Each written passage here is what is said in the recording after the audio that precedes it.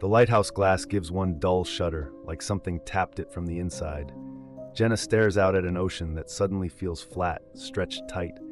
Then cold blue points lift out of the darkness in perfect space, too precise to be natural. No wind, no surf, just a pressure in her chest.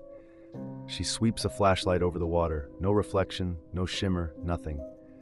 The glow fills the room, yet the sea stays ink black, as if the light refuses to fall. The blue mass shifts sideways without drifting, more like reality repositions it. She turns back to her desk. Her logbook is open, and a fresh line in her handwriting shines wet with ink. She hasn't touched the pen.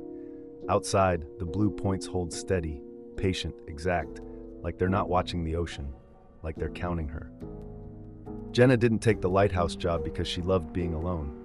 She took it because the ocean felt predictable. Tides, wind, the steady sweep of the beacon. Then she noticed the first wrong thing. Some nights the coast went too still. Not calm, absent, no gulls, no slap of kelp. Even the wind sounded distant, like it had moved a mile away. And it wasn't random. It arrived like an appointment, deep in the night, on the same kind of timing, as if something out past the rocks was counting down. Jenna learned its schedule before she admitted it was a schedule. It only came on nights when the Pacific went unnaturally flat, when even the lighthouse glass stopped humming. At 2:47 a.m., a blue sphere would simply exist offshore. No approach, no blink, no drift, hanging about 50 feet above the water like it had a preferred coordinate. The lighthouse beam swept across it, and nothing changed. No glare, no flare. Worse, the blue didn't reflect on the waves. The water beneath stayed too dark, as if the light refused to touch it. Jenna tried to prove it was normal. A compass on her desk would hesitate off north during each pulse, then snap back the moment the sphere vanished. Her handheld radio hiss thinned until the silence felt like pressure on her ears. And sometimes the sphere didn't move the way things move. It would shift positions without traveling. One instant over open water, the next instant closer to a sea stack. No glide, no acceleration, just a clean new location, like the distance between had been cut out. On the 8th night, she caught the detail that ended her denial. Between pulses, the surface briefly showed faint geometric seams, like panels under skin. In its center, a core of darkness appeared for a heartbeat. Not shadow, not empty space, something solid that swallowed detail like a pupil. That's when Jenna understood the worst part. It wasn't hovering near the lighthouse because the lighthouse was a landmark. It was there because she was there, returning night after night to see whether she would keep looking back. Jenna stopped calling it a sphere after the 9th night. It didn't just hover, it positioned itself where she would look. If she switched windows, it ended up framed in the new glass as if the air had been pre-measured. The lighthouse began to misbehave on the pulses. The rotating lens would hesitate for a fraction of a second. Her wall clock did the same thing, pause, then catch up, like time was being tapped and released. Each time the blue brightened, Jenna felt a low vibration inside her teeth, a hum she couldn't hear so much as feel. The sea stayed flat, no wind, no reflection beneath the light. By the 11th night, when it vanished, the sky didn't snap back immediately. The stars seemed to lag, an empty shape held in place for a few seconds. Then everything corrected itself like a screen refreshing. On the 13th night, the lighthouse beam swept across the object and suddenly went short, scattering like it had struck invisible glass. The barrier held for 3 heartbeats. Then the blue answered. A thin line dropped downward, not a spotlight, not a column, more like a measuring rod lowered from the object. It stopped a few feet above the water, perfectly level, refusing contact with the moving sea. Jenna stepped back from the window. Her radio, unplugged, dead, clicked once with a single pop of static. And she understood the shift. It wasn't just visiting on schedule anymore. It was closing the distance, not across the ocean, across the rules. The next night, the light was already waiting offshore, exactly where it always was, as if it had never left. Jenna climbed to the lantern room with her coat half-zipped, moving too fast to feel the cold until she reached the glass and stopped. The sphere hovered 50 feet above the water, pulsing like a slow heart. Its electric blue glow didn't spill onto the waves. No shimmer, no reflection, just a bright thing hanging over a black ocean that refused to acknowledge it. The hum was back too, not loud, but inside her, in her teeth, in the hinge of her jaw. The air tasted faintly metallic, like a storm had passed through the room and forgot to take the smell with it. Then the water beneath the sphere answered. Not with a wave, not with foam, with a change in texture, like the surface was becoming smooth and tight, as if the ocean had taken a breath and decided to hold it. A second light rose. It came out of the sea without a splash, no spray, no drip trail. It simply lifted, perfectly clean, and held position. Then a third, then more, ascending in a wide arc, each one the size of a small car, spacing themselves with surgical precision until Jenna realized they weren't forming a cluster. They were building a ring, miles across, centered on the first sphere like it was the anchor point. Every orb pulsed in sync, a slow, coordinated rhythm that made her stomach sink with the certainty that this wasn't random, this was timed. Jenna swung the lighthouse beam across the water on instinct. The moment the beam touched the ring, every orb brightened together, like it noticed her noticing it.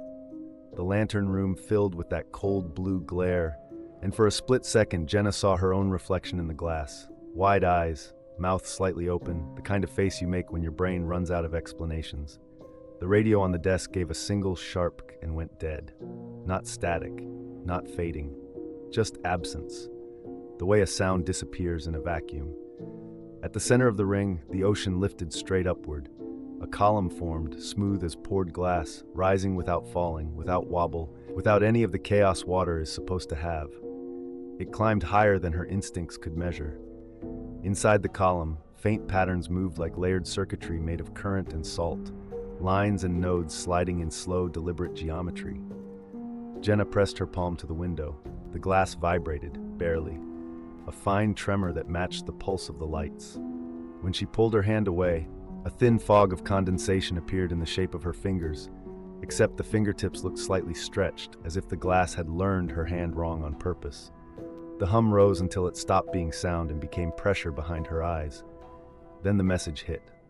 No voice, no language, just a sequence of images too fast to hold, arriving with the weight of memory rather than dream. A coastline under ancient ice, a whale's eye in deep water reflecting starlight, forests of kelp like submerged cities, then abrupt flashes of the future. Empty nets, white coral, dead zones spreading like bruises, oceans still moving, endless motion, but nothing alive inside the movement. What shook her wasn't the horror, it was the tone beneath it. Not anger, not pleading, not threat, witness, as if something in the water had been keeping a record for a very long time. And tonight, it cracked the archive open, just long enough to show her what was being saved. The column lowered as smoothly as it rose. The ring loosened. One by one, the orbs dimmed and sank back into darkness without ripples, as if the sea swallowed them without chewing. Only the original sphere remained, hovering in the same spot as always, pulsing steady and patient. Jenna checked the clock. 2:47. Exactly, but her logbook was open on the desk, not where she'd left it. A fresh line of ink sat there in her own handwriting, still slightly glossy, like it had been written seconds ago. She didn't remember picking up the pen. The line read, "We remember what you drop." By morning, Jenna found a perfect ring of kelp on the rocks below the lighthouse, too neat for any tide. That night at 2:47, the ocean went still again. No lights, just the same low hum in the glass. Jenna kept writing anyway, because it felt less like something was visiting, and more like something had always been there, finally paying attention. If it happened to you, would you leave proof behind, or try to forget the sea ever looked back?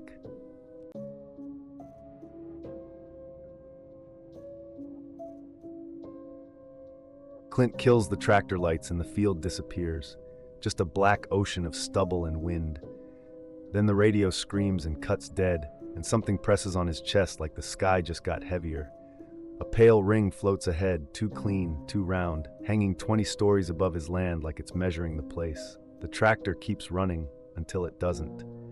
Not a stall, not a sputter, just silence, like a switch flipped on the whole world. Clint Hargrove has worked the same 480 acres his grandfather broke in back in 1947. After harvest, the nights get wide and empty, and you start hearing your own thoughts over the engine. He never believed in signs. But that October, the land began answering back, through the radio, through the air, through the dirt itself, like something overhead had decided the field was a page worth reading. Second week of October 2021, after harvest. Clint Hargrove is easing his tractor toward the shed when the radio warps into a hard metallic hiss. At the same instant, a strange pressure clamps his chest, like the air itself is charged. Out over the cut rows, a pale circular object hangs about 200 feet up. Smooth, perfectly round, glowing white without a beam. The wind dies. The field feels muted, like sound has been turned down. Clint tries the ignition. Nothing. No click, no cough. The dash goes dead, as if the machine has been unplugged from the world. The object descends, straight down, until it's hovering 10 feet above the soil. Beneath it, the ground shifts to a rusty orange and shimmers with heat. Vapor rising, no flames, just an ozone tang. The glow parts and 3 small figures step out, around 4.5 feet tall, thin, long-armed, with oversized smooth heads and no clear facial features from where he's frozen in the cab. They pause in a neat line, motionless, like they're waiting for a reading to finish. One of them turns its head slightly.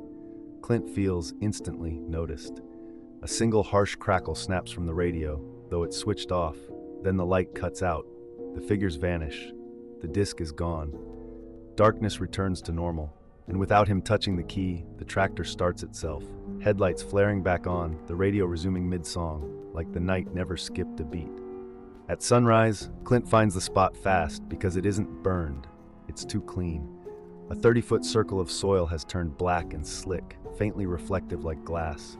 No ash, no smoke, just a thin ozone bite that shouldn't still be there. He takes photos. Every shot looks fine until he zooms. The edge of the ring won't stay sharp, like the camera can't agree on what it's seeing. He jars a sample and shows it to Dr. Ellen Moss. She studies it, then goes quiet. Extreme heat.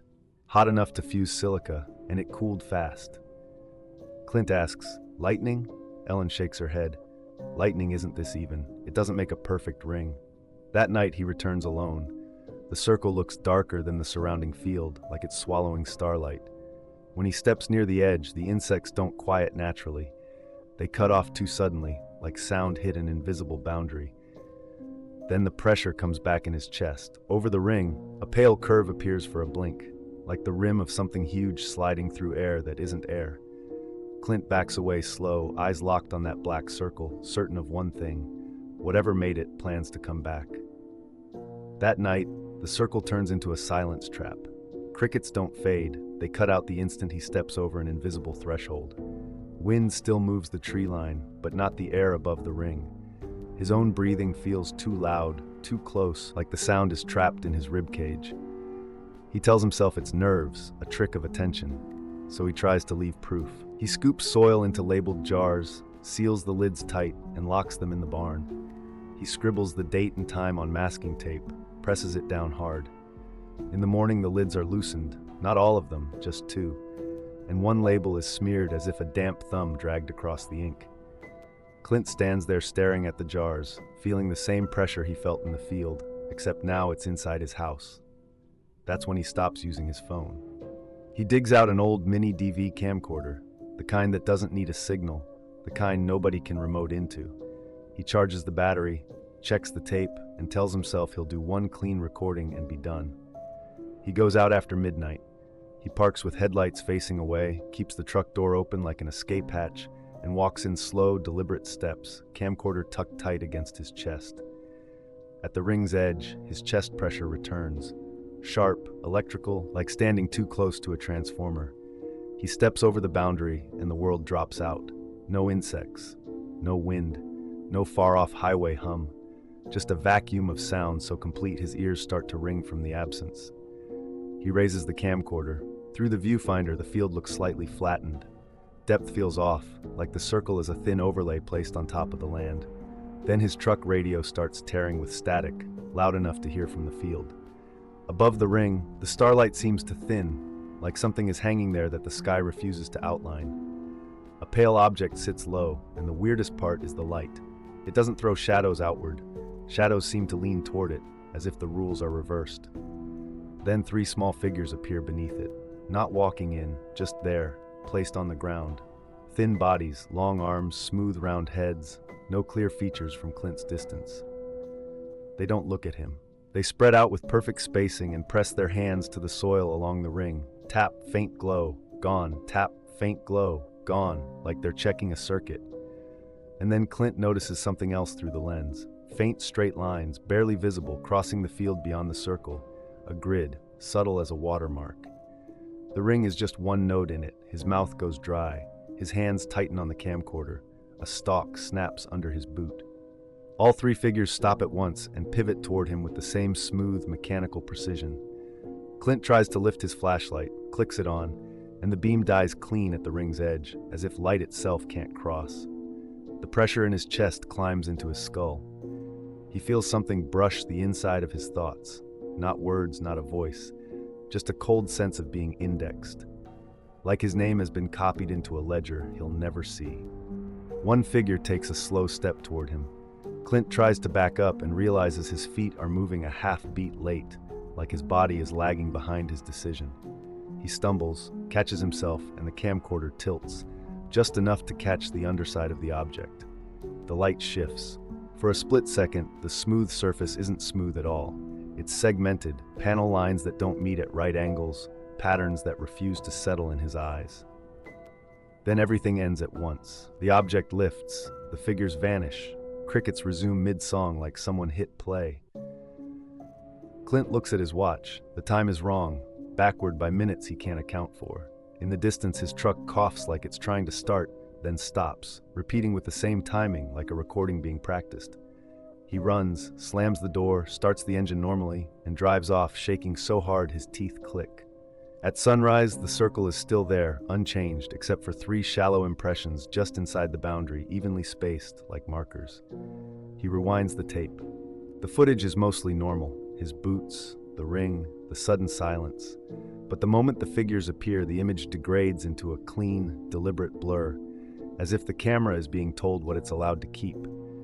Except for one thing. A single frame where the grid lines are visible, unmistakable. Clint locks the tape in his fireproof safe, not because he's afraid people won't believe him, but because he's starting to believe the circle isn't just on his land anymore, it's on him. And once you're on the list, the sky doesn't need to come down again. It can just wait. Clint doesn't release the footage. He locks it away, because the ring doesn't care about proof. It keeps returning. Same pressure in his chest, same radio hiss, and new faint lines in the soil like a grid being rebuilt. Nothing attacks him, nothing threatens him. It just checks, marks, and leaves. His last note is simple. One night at the ring's edge, the stars looked wrong. For a second, like the sky blinked. So if you found a perfect circle where the world goes quiet, would you step in?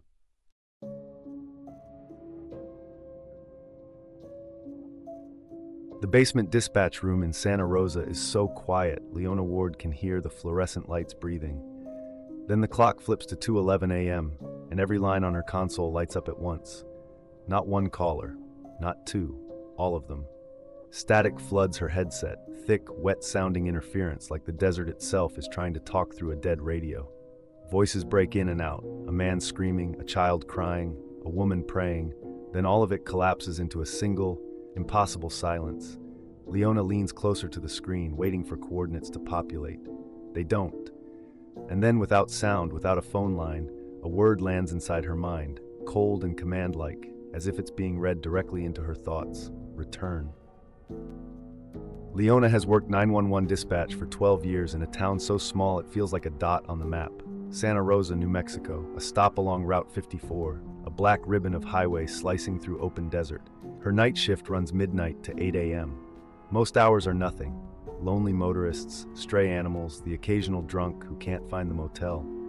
Out here, the desert keeps its own schedule, and for reasons Leona can't explain, it started calling her at 2:11 a.m. Firstly, Leona answers a call drowned in thick static, like the signal is being squeezed. The man says his name is Michael Valdez. He's on Route 54, alone in the desert. He's terrified, not because something is following him, but because it's matching him. A cluster of bright lights holding steady distance, too clean, too steady, with no aircraft blink pattern. Then his voice tightens. Radio died, GPS died, phone's glitching, only 911 still connects. Leona tries to locate him. The system returns nothing, no coordinates, no map pin, like the call isn't coming from anywhere real. Michael says the road feels wrong, like he's driving into dense air. He swears he passed the same reflector post twice. The static swells and his voice warps for a second, still his but stretched thin. "It's not behind me anymore," he whispers. Leona asks where it is. A pause. In front, like it's waiting. He describes a perfect white line suspended in the air, too straight to be natural, hanging across the dark. And inside the glare, he says he can see figures, not shadows, more like silhouettes behind a veil, shifting when the light shifts. A low hum rises under the static. Michael starts to shout, "It's coming down," and the call cuts off mid-breath, clean and instant. Leona refreshes the archive. There's no recording, no normal log entry, only a corrupted 8-second file of pure static. PD patrols Route 54, no gray Honda, no skid marks, nothing. Later, they confirms Michael is home, confused, insisting he never went out. His car sits in the driveway, dust-caked, untouched. Leona can't forget the one impossible detail.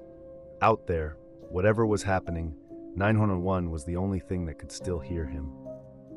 3 weeks later, Leona is back on the night shift, watching the clock slide toward 2:11 a.m. The line hits with that abrasive static, thicker than noise, like pressure. A woman gasps out her name, Sarah Baker. She's on Route 54, mile 265, and something is following her. Her GPS is frozen, her dash glitches, and yet somehow 911 still connects. Leona pings the call. Her console answers with a blank field, as if Sarah is speaking from a place the map can't name. Sarah describes a light that isn't headlights. Red-white pulses, steady as a heartbeat, hovering too high for any vehicle. Then her voice tightens. "My steering wheel's going stiff, like it's being held." The static swells. Sarah whispers that the brightness is opening like a seam, and inside it she can see tall, thin shapes stepping out, too long-limbed, too precise, as if they're copying how a person moves. Leona orders her to stop, lock the doors, stay inside. Sarah inhales sharply. "It's in front of me." There's a white click. The call ends cleanly. Leona checks the logs. No recording, no proper entry. Just another gap. Patrol sweeps Route 54 and finds nothing. Later, another department confirms Sarah is home asleep, her car parked outside, no memory of leaving. Leona stares at the empty file slot, because now she's sure of one thing. Whatever owns 211 is learning. 3 weeks after Sarah's call, Leona stops trusting quiet. 2:11 a.m. All of it breaks. Not one call, several slamming into the console at once. Different lines, different voices, same panic threaded through them like a shared current. A man is yelling over wind and static that doesn't sound like weather. "Mile 277, Route 54, we're stopped." He isn't saying we pulled over. He's saying we were made still. Behind his voice, a chorus, women crying, a kid screaming for someone to wake up, a car horn stuck down and then cutting off as if the sound itself was unplugged. Leona tries to pin the calls down. Anything, tower, cell path, a hint of location. The screen doesn't fail. It behaves perfectly, smooth and blank, like it's politely refusing to admit the calls exist. Then the man's voice rises into a raw, disbelieving shout. "It's right above us. It's a triangle." The word, triangle, is all she gets before the line distorts into something thick and metallic, like a radio chewing on a magnet. In the distortion, another voice appears, not frantic, not human, not even through the speaker, more like it's being laid over the room. Leona's ears ring. Her teeth ache. The air in the basement turns dense, as if the desert has pressed its face against the building. And then a single word arrives inside her mind, with no sound attached to it. Not heard, not imagined. Placed. Return. Leona's hand goes cold on the desk. She stares at the console like it might start bleeding. She tries to breathe, but the word sits in her chest like a weight that doesn't belong to her. The calls cut off together. No fade, no click. Just gone. Minutes later, the first patrol unit reaches mile 277. When the officer radios in, his voice is controlled in that way that means he's forcing it. 5 vehicles, all on the shoulder and partway into the lane. Hazard lights on, engines running. Leona grips the edge of her desk. "No occupants," he continues. "Doors open on 2, phones on seats. One car has a kid's shoe, just one." Her stomach drops. He adds something quieter, like he doesn't want the desert to overhear him. There are marks on the road, 3 circles, burned down to the aggregate, placed like someone measured it. Leona writes it down anyway, because writing is the only thing that makes it feel real. 3 burns. Triangle. No skid marks, no signs of a struggle, no footprints leading away. Just 5 running cars and 12 missing people, as if they were removed from the scene the way a hand lifts pieces off a board. Leona realizes 2:11 isn't a time the way normal people mean it. It's a doorway. She tries to quit after that, tells herself it's over, tells herself she can't be the person who sits in a basement while the highway steals families. But the number follows her. On the microwave when she wakes too early, on the gas pump when she refuses to look up, on her car clock drifting to 2:11 as if it's being gently corrected. Then, months later, she's back on nights. Not because she wants to be, because some part of her needs to know if the desert will do it again. Needs to know if that word return was a warning or an instruction. One shift, the phone never rings at all. No incoming lines, no radio chatter, no wind noise through the vents. The basement becomes so still it feels staged. Leona sits there with her headset on, listening to nothing, and starts to understand what being watched actually means. Not a gaze, but a presence arranging the world around you. At 2:11, her monitors flicker just once. Not a power surge, not a glitch, a blink. And then, without sound, without language, without any place for it to travel from, a message settles into her mind with the calm certainty of something that has done this many times before. We heard you. Soon, you will hear us. Leona doesn't scream. That's the worst part. She just sits there, frozen, because she knows what comes next is not another missing car. It's not another distressed caller. It's the moment the thing on Route 54 stops using the highway as a hunting ground and starts using her. What makes Route 54 terrifying isn't the triangle, it's 2:11, a repeatable timestamp like something learning the same doorway. The calls carry panic, not location, as if where doesn't matter. Devices don't fail naturally, they get quietly overridden. The word return doesn't warn, it commands. Mile 2/77 feels less like an incident and more like a demonstration. And we heard you. Soon you will hear us isn't an ending, it's a countdown. If your phone rang at 2:11 a.m. and the voice sounded almost human, would you hang up or listen? Tell me in the comments, have you ever had a time that kept following you? What was it?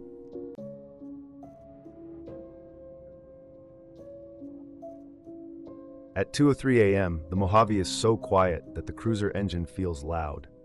Aiden steps out, boots crunching grit, and sees the man standing at the shoulder like someone paused mid-thought. No jacket, no fear, just stillness. Then Aiden notices the mark on the man's wrist, a perfect circle, smooth as glass, like the skin forgot how to heal normally. The man whispers without blinking. They are still watching. Aiden turns his flashlight toward the desert. A white sphere lifts off the sand behind him, silent, patient, and close enough that the beam of his light dies against it, like the night itself is being turned off. Aiden used to think night patrol was about drunk drivers and broken down cars. Out here in the Mojave's dead air, the highway feels like a test range for something that doesn't need permission. And the strangest part is how calm it all tries to look, right up until it decides you've noticed.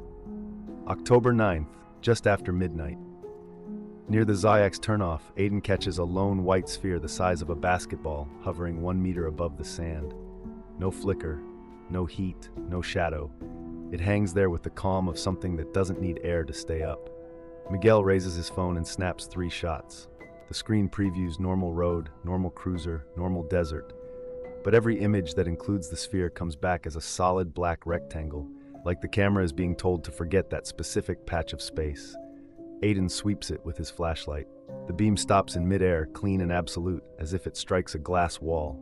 No reflection, no flare, no spill on the sand. Just a hard cutoff that makes Aiden's stomach drop, because light is not supposed to be negotiable. He steps closer and reaches out. The sphere shifts 3 meters sideways in a blink. No wind up, no blur, no sound.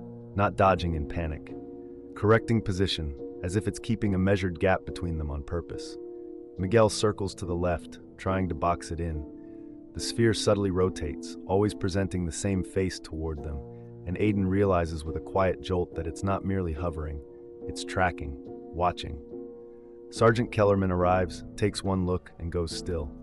He doesn't radio it in, he doesn't joke, he just tells them to write it down, keep it clinical, and get back on patrol. As they pull away, Aiden checks the mirrors until his eyes ache. The shoulder is empty again. The desert is ordinary again. But the silence inside the cruiser feels staged, like the night has been reset. And Aiden can't shake the certainty that whatever stood there a moment ago now knows exactly what their headlights look like when they turn back. 2 weeks of quiet, then October 23rd on Route 127. Aiden and Miguel spot the same white sphere hovering in the middle of the lane, shin high, perfectly still. They stop short and approach. At 10 feet, it slides backward at the exact pace they advance, keeping the distance like it's enforcing a rule. Miguel circles wide to flank it, and the sphere rotates to face him, calm and deliberate. Aiden raises his flashlight. The beam hits an invisible barrier again, but this time the cutoff curves, leaving a thin crescent of light hanging in midair like the road is being bent. Miguel mutters, his ears feel pressurized. The sphere starts to pulse in a slow rhythm. Aiden tastes metal. The radio turns to static, and beneath it comes a brief, layered tone that feels too close to the skull. They step back. The sphere holds for one last beat, then shoots straight up and vanishes. The radio clears. The night sound returns, and Aiden realizes the shift. It didn't just appear. It reacted. November 4th. Aiden keeps the cruiser centered on the lane lines while Miguel scans the shoulders for stranded drivers and deer eyeshine. The Mojave looks empty in the way deserts always lie, like the land is holding back a secret. Aiden notices the first change in the sound, not the sight. The engine hum becomes slightly thinner, like a note losing its depth. Then the cabin pressure feels off. A subtle squeeze behind the ribs, as if the air has weight. The dash lights dim, slow at first, then all at once. The radio drops into silence. The speedometer needle falls as the engine stutters once and dies completely. For a heartbeat, they are just rolling forward on momentum. Two men inside a dead car with no signal, no backup nearby, and too much darkness ahead. Miguel taps the console, then the radio mic, then swears under his breath. No response, no static, nothing. Ahead, the road should be dark. It is not. 3 white spheres rise from behind the ridgeline like moons lifting from the ground. Each one is enormous, silent, and wrong. They move in a perfect triangle, slowing without any sense of braking, stopping at a distance that feels chosen with care. Miguel lifts his phone. The screen stays awake. The camera opens. The preview looks normal for a split second, then every frame turns blank, as if the lens is staring into a hole the sensor cannot translate. Aiden steps out. The air tastes metallic. A low vibration presses into his chest and teeth, not loud, not even really a sound, more like pressure that pulses in patterns. One sphere drifts forward and lowers until it hangs in front of the cruiser's hood. Its surface shifts. Geometric forms crawl under the skin, sliding like liquid metal made of light. Aiden feels an urge to look away, but his eyes refuse. His hand rests on his holster. It feels pointless, like a ritual object, not a tool. Miguel whispers that it is reading them. The nearest sphere stops moving. The vibration deepens, then collapses abruptly, as if a scan has finished and the machine has decided it has what it came for. The other 2 spheres lift in perfect timing. All 3 shoot straight up, faster than anything with mass should move, and vanish into the black. The cruiser jolts back to life. Engine on. Dash bright. Radio hiss returns like breath after a long hold. They do not speak for a moment. Aiden stares at the road, waiting for the next impossible thing to announce itself. Miguel keeps looking at the phone as if it might suddenly remember what it saw. Aiden turns the car around to head back toward the last marker. He tells himself it is procedure, that you do not keep driving through a place where the world can be switched off. Then the headlights catch a figure on the shoulder. A man standing perfectly still. Just a t-shirt and jeans in the cold. No bag, no vehicle, no reflective gear. He is positioned too neatly, like someone placed him there rather than someone who walked there. Aiden slows to a crawl. The man does not wave, does not flinch. He watches the cruiser approach with a face that seems unfinished, eyes focused but empty, like he is awake inside a dream that belongs to someone else. Aiden lowers the window. The desert air rushes in, sharper now, carrying a faint ozone bite. The man's lips move, his voice is quiet and flat, every word spaced evenly, like a recording trying to sound human. They are still watching. Aiden reaches for the door handle. The cabin lights flicker once. The radio pops with a short burst of static that sounds almost like a syllable. Aiden looks back at the shoulder. The man is gone. No footsteps in the sand. No direction he could have moved fast enough. just emptiness where a living person should not be able to vanish. And then a few yards ahead, hovering at waist height in the headlight beam, a small white sphere appears. It hangs there perfectly still, not pulsing, not drifting, simply present, like a period at the end of a sentence. Miguel does not move. Aiden cannot blink. The sphere shifts sideways in a single instant, 3 meters, no glide, no arc, no inertia, like it is demonstrating a rule of its own physics. Aiden's radio hisses again, and for the smallest moment, he thinks he hears a word inside the noise, not a voice through the speaker, a word inside his head. Return. Aiden puts the car in drive and rolls forward, slow, controlled, eyes fixed on the road. Behind them, the desert stays silent, as if it is listening to how well they obey. Aiden never files the full report. He keeps one detail to himself, the word that wasn't on the radio but inside his skull: return. Miguel transfers to day shift. Aiden stays on nights, memorizing mile markers, watching the shoulders, waiting for the next quiet placement of something that does not belong on a human road. If you were Aiden, would you go back to that stretch on purpose, just once, to see what answers the dark gives you?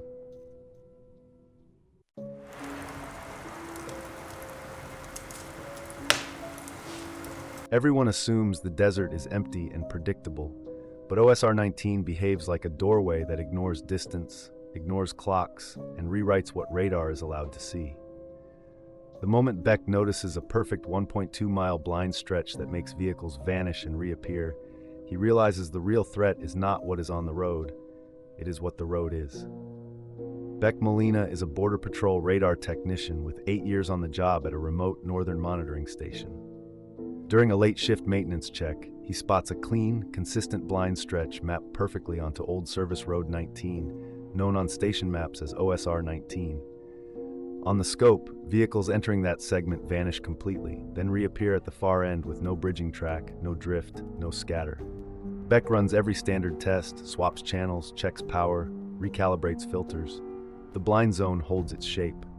In archive storage, he finds an older handwritten note tucked into a previous technician log. The line is short and heavy on the page. OSR 19, do not ask questions. At 11:54 p.m., Patrol Unit 72, driven by Harper Velasquez, rolls toward OSR 19 on routine coverage, and Beck watches the blip with the quiet discipline of 8 years on radar. But tonight the blind stretch looks less like a glitch and more like a boundary someone placed with intent, because its edge is too clean, too exact, and it sits on the road like a rule. At a steady 43 miles per hour, the 1.2-mile segment should take about 1 minute and 40 seconds. So Beck counts, then the track hits the boundary and drops out instantly, not fading and not scattering, simply erased, while a tight band of interference blooms in the same shape every time, as if the system is signing its work. 5 minutes pass, then 10, and Beck calls Harper while rerunning diagnostics that now feel pointless, and Harper answers calmly and says she entered OSR 19 about 30 seconds ago, forcing Beck to confirm the log timestamps that show 11 minutes have already passed. Under her voice, Beck hears a thin harmonic wobble riding the carrier signal like a second presence breathing through the radio, and Harper adds that her wristwatch has stopped, that the dashboard clock is flickering toward 12:31, and that her headlights look trapped, the beam shortening as if darkness is drinking it. When Beck asks what she sees ahead, Harper says the roadside reflectors are repeating, the same marker appearing twice, and beyond the shoulder she can make out tall, gaunt shapes spaced evenly in the desert, not moving yet somehow closer each time she blinks. And then her words begin to arrive delayed and doubled, as if two versions of the same moment are overlapping. And in the overlap, Beck catches a low whisper that Harper insists she did not say. A steady phrase pressed close to the mic that sounds like an instruction being tested. Beck realizes the blind zone is not only hiding vehicles from radar, it is placing observers along the road and inside the signal itself. And whatever is there is listening to how a human voice reacts to fear. Beck drives to OSR 19 without triggering a full station alert, and the service road cuts into the desert night like a deliberate incision. Then he finds Harper's vehicle parked on the shoulder with all lights off and no engine sound, and Harper sits rigid behind the wheel with eyes wide open and a smile stretched too wide to be voluntary, as if her face has been set for display. The air around the cabin feels edited, colder than the surrounding desert, and when Beck steps onto the blind segment, his own vehicle begins to glide forward at a steady 5 miles per hour, even with the brake engaged and the gear in park, while the asphalt wakes with faint phosphorescent seams that trace angular patterns under the tires like circuitry. Digital displays flicker and lock at 12:31 a.m. The GPS loops, and the sky over the road flattens into a dull sheet. Then the low hum returns, and Beck sees the first alien figures clearly.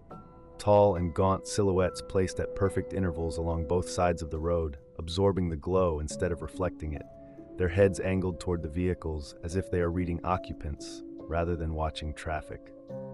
The radio clicks on by itself, and Harper's voice comes through, warped and heavy, telling Beck to keep driving and not to stop. But beneath her words, another tone rides the signal, a thin, layered whisper that echoes his own breathing a beat late. And when Beck looks at Harper, he sees tears running while her smile holds, and her pupils shift toward the roadside figures as if she is tracking them even when she cannot move. As the car glides deeper, the figures do not step yet. Distance collapses, their outlines sliding closer as if the road is folding space to bring them near, and Beck feels a cold wash pass through his hands like water through glass. Then he notices a second silhouette reflected in the windshield for a fraction of a second, too tall to be human and positioned where no one is sitting, and he understands with sudden certainty that the alien presence is not outside the vehicle alone.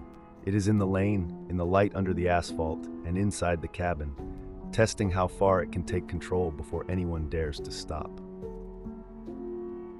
They burst out of OSR 19 the first time with Harper still crying behind that impossible smile, and Beck's hands still cold from the wash that passed through sealed glass. So when Desert Sound returns, it feels less like safety and more like a curtain dropping after an audience has been studied, and the station clock turns their unease into proof, because 53 minutes are missing from a 1.2-mile crossing while the speedometer never left 0 miles per hour. Beck opens the radar logs expecting only absence, but he sees their tracks stacked in multiple positions at once before vanishing. And in the same slice of time, he finds thin vertical returns aligned along both shoulders at perfect spacing, stronger than before, as if the corridor briefly allowed the alien watchers to register on the scope, then hid them again. They go back the next afternoon, and the second they touch the threshold, all sound dies while vibration stays.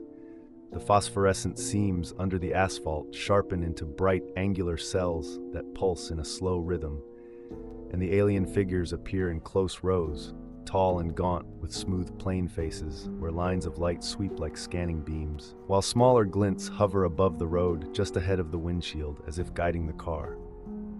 Each time the vehicle passes through a figure, the cabin lights dip, the radio clicks, a cold surge crawls through Beck's palms, and Harper's mouth moves with no sound while her smile tries to climb again against her will. Then the radio carries a second layered whisper that is not Harper and not Beck, repeating Harper's name in a measured cadence as if the corridor is confirming identity. The vehicle field returns and it is arranged. Patrol units and civilian cars half buried or hovering, duplicates across different years, and around the densest clusters stand more figures in tight rings, like keepers, while silhouettes flicker inside cabin reflections, appearing in the rear view for a blink, then between the seats, and Beck catches a clear windshield reflection of a tall shape exactly where no one is sitting, and the cabin temperature drops as if a door has opened in the air. Beck refuses to stop and refuses to turn back, drifting forward until OSR 19 releases them. And when sound returns, Harper cannot remember the final moments, and Beck finds a pale dust print on the inside of the passenger window shaped like a hand with too many finger lengths, with the glass beneath it faintly warm as if held from the other side. Outside the blind stretch, both Beck and Harper notice faint geometric symbols glowing under the skin of their palms with no pain and no burn, and they lock the radar logs, the recorder, and the photographs inside the station's safe, while Beck writes one private line he will never file. OSR 19 breaks rules. Months later, the marks flare brighter on a moonless night, and the radio wakes itself with that same low hum, leaving one question that refuses to die. If OSR 19 bends time and copies vehicles across positions, Is it a natural anomaly, a classified experiment, or a deliberate system built by something watching from the other side? Comment your theory, then hit like and subscribe.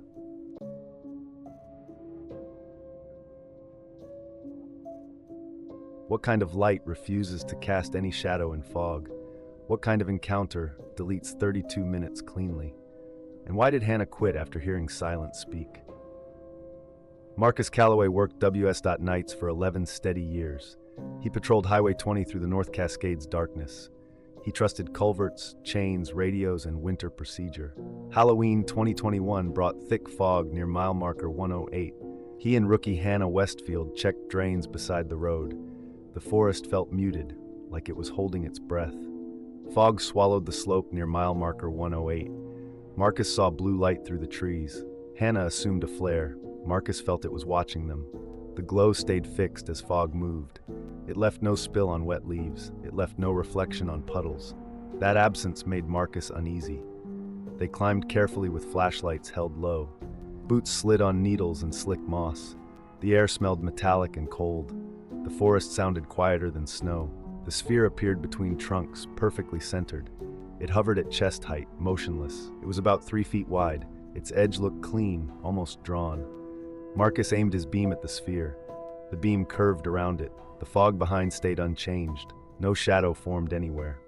Hannah stepped closer and stopped breathing. Her radio clicked once, then died. Marcus heard a thin hum in teeth. It felt like pressure without sound. The sphere pulsed brighter, then dimmer. Faint geometric lines appeared in fog. The lines formed a grid, then vanished. Marcus saw the hillside overlaid with other moments. He saw summer ferns replace winter needles. He saw charred trunks, then fresh saplings. He saw future headlights cutting new asphalt. Hannah whispered someone stood behind it. Marcus saw a tall, thin outline in fog. It moved without steps, then dissolved. The sphere remained patient and close. Marcus tried speaking, but words felt delayed. His watch froze on 1 minute. The truck lights down slope looked farther away. The sphere pulsed again, stronger now. A thought pushed into his mind. It showed caves under the mountain, glowing faintly. It showed slender figures moving in silence. Hannah grabbed Marcus and pulled hard. Her glove brushed fog beside the sphere. The air felt colder, like water. Her fingers went numb instantly. They backed downhill, never turning away. The hum followed them like an escort. The grid flickered once on Marcus's lens. They reached the truck and slammed doors. The cab clock jumped forward 32 minutes. Marcus checked logs and found a clean gap. Hannah stared into fog and started crying. Marcus hunted answers off duty, staying off station radios. He pulled night logs from sheds and old depots. Some pages were missing, yet staples stayed. Inked call signs were scrubbed into gray bruises. The gaps felt intentional, not sloppy bureaucracy. He found a recurring symbol in margin doodles. It looked like a triangle made of dots. Different hands drew it, years apart. Each time it sat near water-related notes, culverts, runoff ditches, creek bends, and spring seeps. The pattern felt like a warning, not folklore. Marcus drove Highway 20 alone and waited inside fog. The air grew heavy near a rock cut. His dash clock paused, then jumped 2 minutes. A pale blue shimmer rose over the ditch. It hovered without reflecting on wet asphalt. His flashlight beam bent, then wrapped around nothing. The shimmer pulsed and the forest went unnaturally quiet. Marcus heard a soft cadence under static, like counting. His radio lit up without transmitting any voice. The speaker returned his breathing, delayed by a beat. Frost formed fractal lines across his windshield edge. The lines traced angles, then locked into a grid. A tall, thin outline appeared inside the headlight glare. It moved without stepping across the ditch. Its shape stayed sharp inside drifting fog. Marcus saw long fingers touch nothing. Then air rippled. The grid on glass brightened, then vanished at once. His phone camera saved only black frames. Marcus backed away, never turning from the shimmer. The blue point followed, staying aligned with his cab. The engine stumbled, then steadied without his touch. The dash lights dipped in a synchronized beat. The cadence on radio paused, as if listening. Then it resumed with a new rhythm. Marcus returned home and found mud on boots, still frozen. His GPS history showed a route he never drove. A new waypoint sat over a creek bend. The label used his own typing style. Marcus understood the boundary, could write back. Marcus returned with Hannah, despite her earlier resignation papers. She said closure required one last drive. They chose November 21st before closures worsened. Fog clung to trees near mile marker 115. The ditch water ran thin and black. 3 blue spheres appeared, forming a perfect triangle. The triangle held steady without drift. No shadow formed beneath any sphere. The air felt heavy and close. Their truck electronics died in one clean drop. The dash went dark, then stayed dark. Hannah's phone went black, then stayed black. GPS froze on a blank coordinate. Only the headlights stayed bright and steady. One sphere drifted closer, silent and smooth. It stopped beside the hood, perfectly centered. Marcus felt pressure behind his eyes. Hannah clutched her chest, breathing shallow and fast. A thought arrived without words or sound. Marcus saw 10,000 years of seasons. He saw glaciers retreat and forests return. He saw ancient fires, then silent regrowth. He saw hot vents under rock glowing faintly. Hannah whispered she saw someone inside the fog. Marcus saw deep thermal caves under ridgelines. He saw tall, slender figures in chambers. Their limbs looked too long for humans. Their eyes looked dark and unblinking.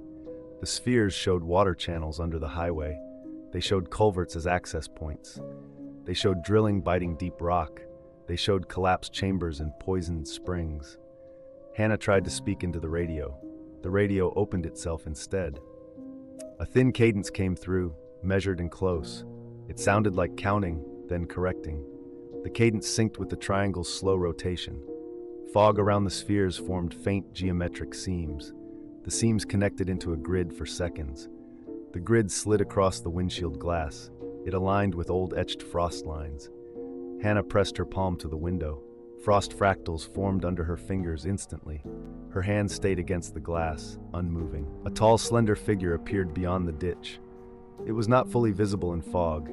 It looked like absence shaped into a body. It moved without stepping, then stopped. Marcus raised his flashlight toward it. The beam curved around empty air again. The figure lifted a hand with long fingers. The triangle tightened, shrinking its spacing slightly. The nearest sphere brightened like a signal marker. Hannah's breath fogged the glass, then stopped. Marcus called her name, but sound felt swallowed. Her outline blurred, then doubled in the headlight glare. For one heartbeat, 2 Hannahs overlapped. Then the passenger seat was empty. The seatbelt lay buckled, still warm. A blizzard hit without warning, drowning the road. A huge geometric structure settled onto the highway. Its edges looked sharp, then soft, then sharp. The structure hovered without sound or wind. The humanoid figure stepped out beside it. It stood tall and slender in blowing snow. It had long fingers with narrow joints. Its eyes looked black and almond-shaped. It did not speak with a moving mouth. The warning arrived inside Marcus's thoughts. We are not invaders. We live here. Respect this boundary or consequences follow. The figure raised one hand toward the forest. The spheres flashed once, then dimmed. Marcus saw ridgelines mapped in faint light. He saw triangle marks pulsing along drainage lines. Then everything shut down at once. The structure lifted without sound or wind. The spheres folded into one point and vanished. The blizzard noise returned in a rush. Marcus drove back alone, hands shaking on the wheel. He could not recall the next 10 miles. Hannah never clocked in again after that night. Her resignation file stayed unsigned, then vanished. Dispatch logs showed her truck never left the yard. Yet Marcus remembered her voice beside him. Marcus filed no report and kept private night logs. He searched ditches and culvert mouths at dawn.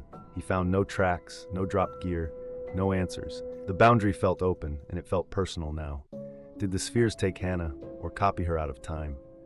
Tell me your theory, then hit like and subscribe.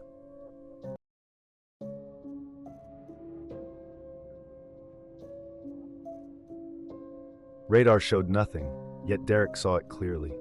A white point hung low with a blue rim. Then it jumped like missing film frames. Each jump crushed his chest from the inside. Derek Haynes was 34 and careful by habit. He had Air Force security training behind him. Now he worked contract patrol near Nellis test ranges. He drove Unit 7 for 10-hour night shifts. He watched fences, trails, and boundary markers. He wrote clean logs and avoided rumors. But rumors lived here anyway, in low valleys. Contractors spoke of lights without sound. They spoke of chest pressure and missing minutes. Derek ignored them until November 14th. He started at 1,800 hours and rolled out. He headed toward checkpoint 2 on low hills. The sky looked clear, yet the air felt wrong. A single white point sat low above the ridgeline. It was too low for stars. It was too high for towers. It did not blink or drift. Derek eased the F-250 and watched longer. The point stayed fixed, like a pin in black cloth. He called dispatch and asked for range radar. Range radar reported empty sky, no tracks. Derek raised binoculars and held his breath. The point carried a faint blue rim. The rim looked like welding sparks, yet steady. There was no strobe pattern, no navigation rhythm, no engine sound reached the hills, no rotor chop, no distant jet whine. The silence felt deliberate, not accidental. He checked landmarks and confirmed the angle twice. The point stayed exactly above the same notch. Then the air changed without wind. Derek felt pressure around his ears. His skin tingled under his collar. The binocular view sharpened for 1 second. He saw a thin circular edge around the light. The point vanished cleanly, no fade, no streak. The blue rim blinked once, then nothing. Derek watched for any reappearance. The sky remained empty and indifferent. His radio carried only normal range chatter, yet his chest still felt tight. He completed the patrol route and returned to the break area. Another contractor was parked there, engine idling. Derek mentioned the white point without leading questions. The contractor described the same blue rim, same height. Their radio logs also showed empty sky reports. Derek realized it was not a solo error, it was a shared intrusion. 2 nights later, November 16th, the light returned again. It held the same position above the notch. Derek parked on a turnout and watched. The point jumped from A to B instantly. No streak appeared between those points. Each jump hit his chest like compressed air. His ears popped without altitude change. The windshield vibrated, then went still. Range radar again reported empty sky. Yet Derek watched the jumps clearly. The timing felt measured, not random. Reports piled up fast across 8 nights. 7 patrols logged the same white point. Range Supervision issued upgraded observation gear. Derek received a GPS tracker and camera. He received a time-synced audio recorder. On November 22nd, the point appeared right on schedule. Derek captured a clear photo and coordinates. Then 4 more lights blinked into existence. They formed a shallow arc above the valley. The arc bent into a clean curve, then held. Each light had a faint blue rim. None cast any shadow on cloud. The lights began trading positions with perfect timing. They swapped like chess pieces, without travel. Each swap matched a chest pressure pulse. Derek felt pulses while fully stopped. His recorder caught a thin harmonic tone. The tone rose during faster swaps.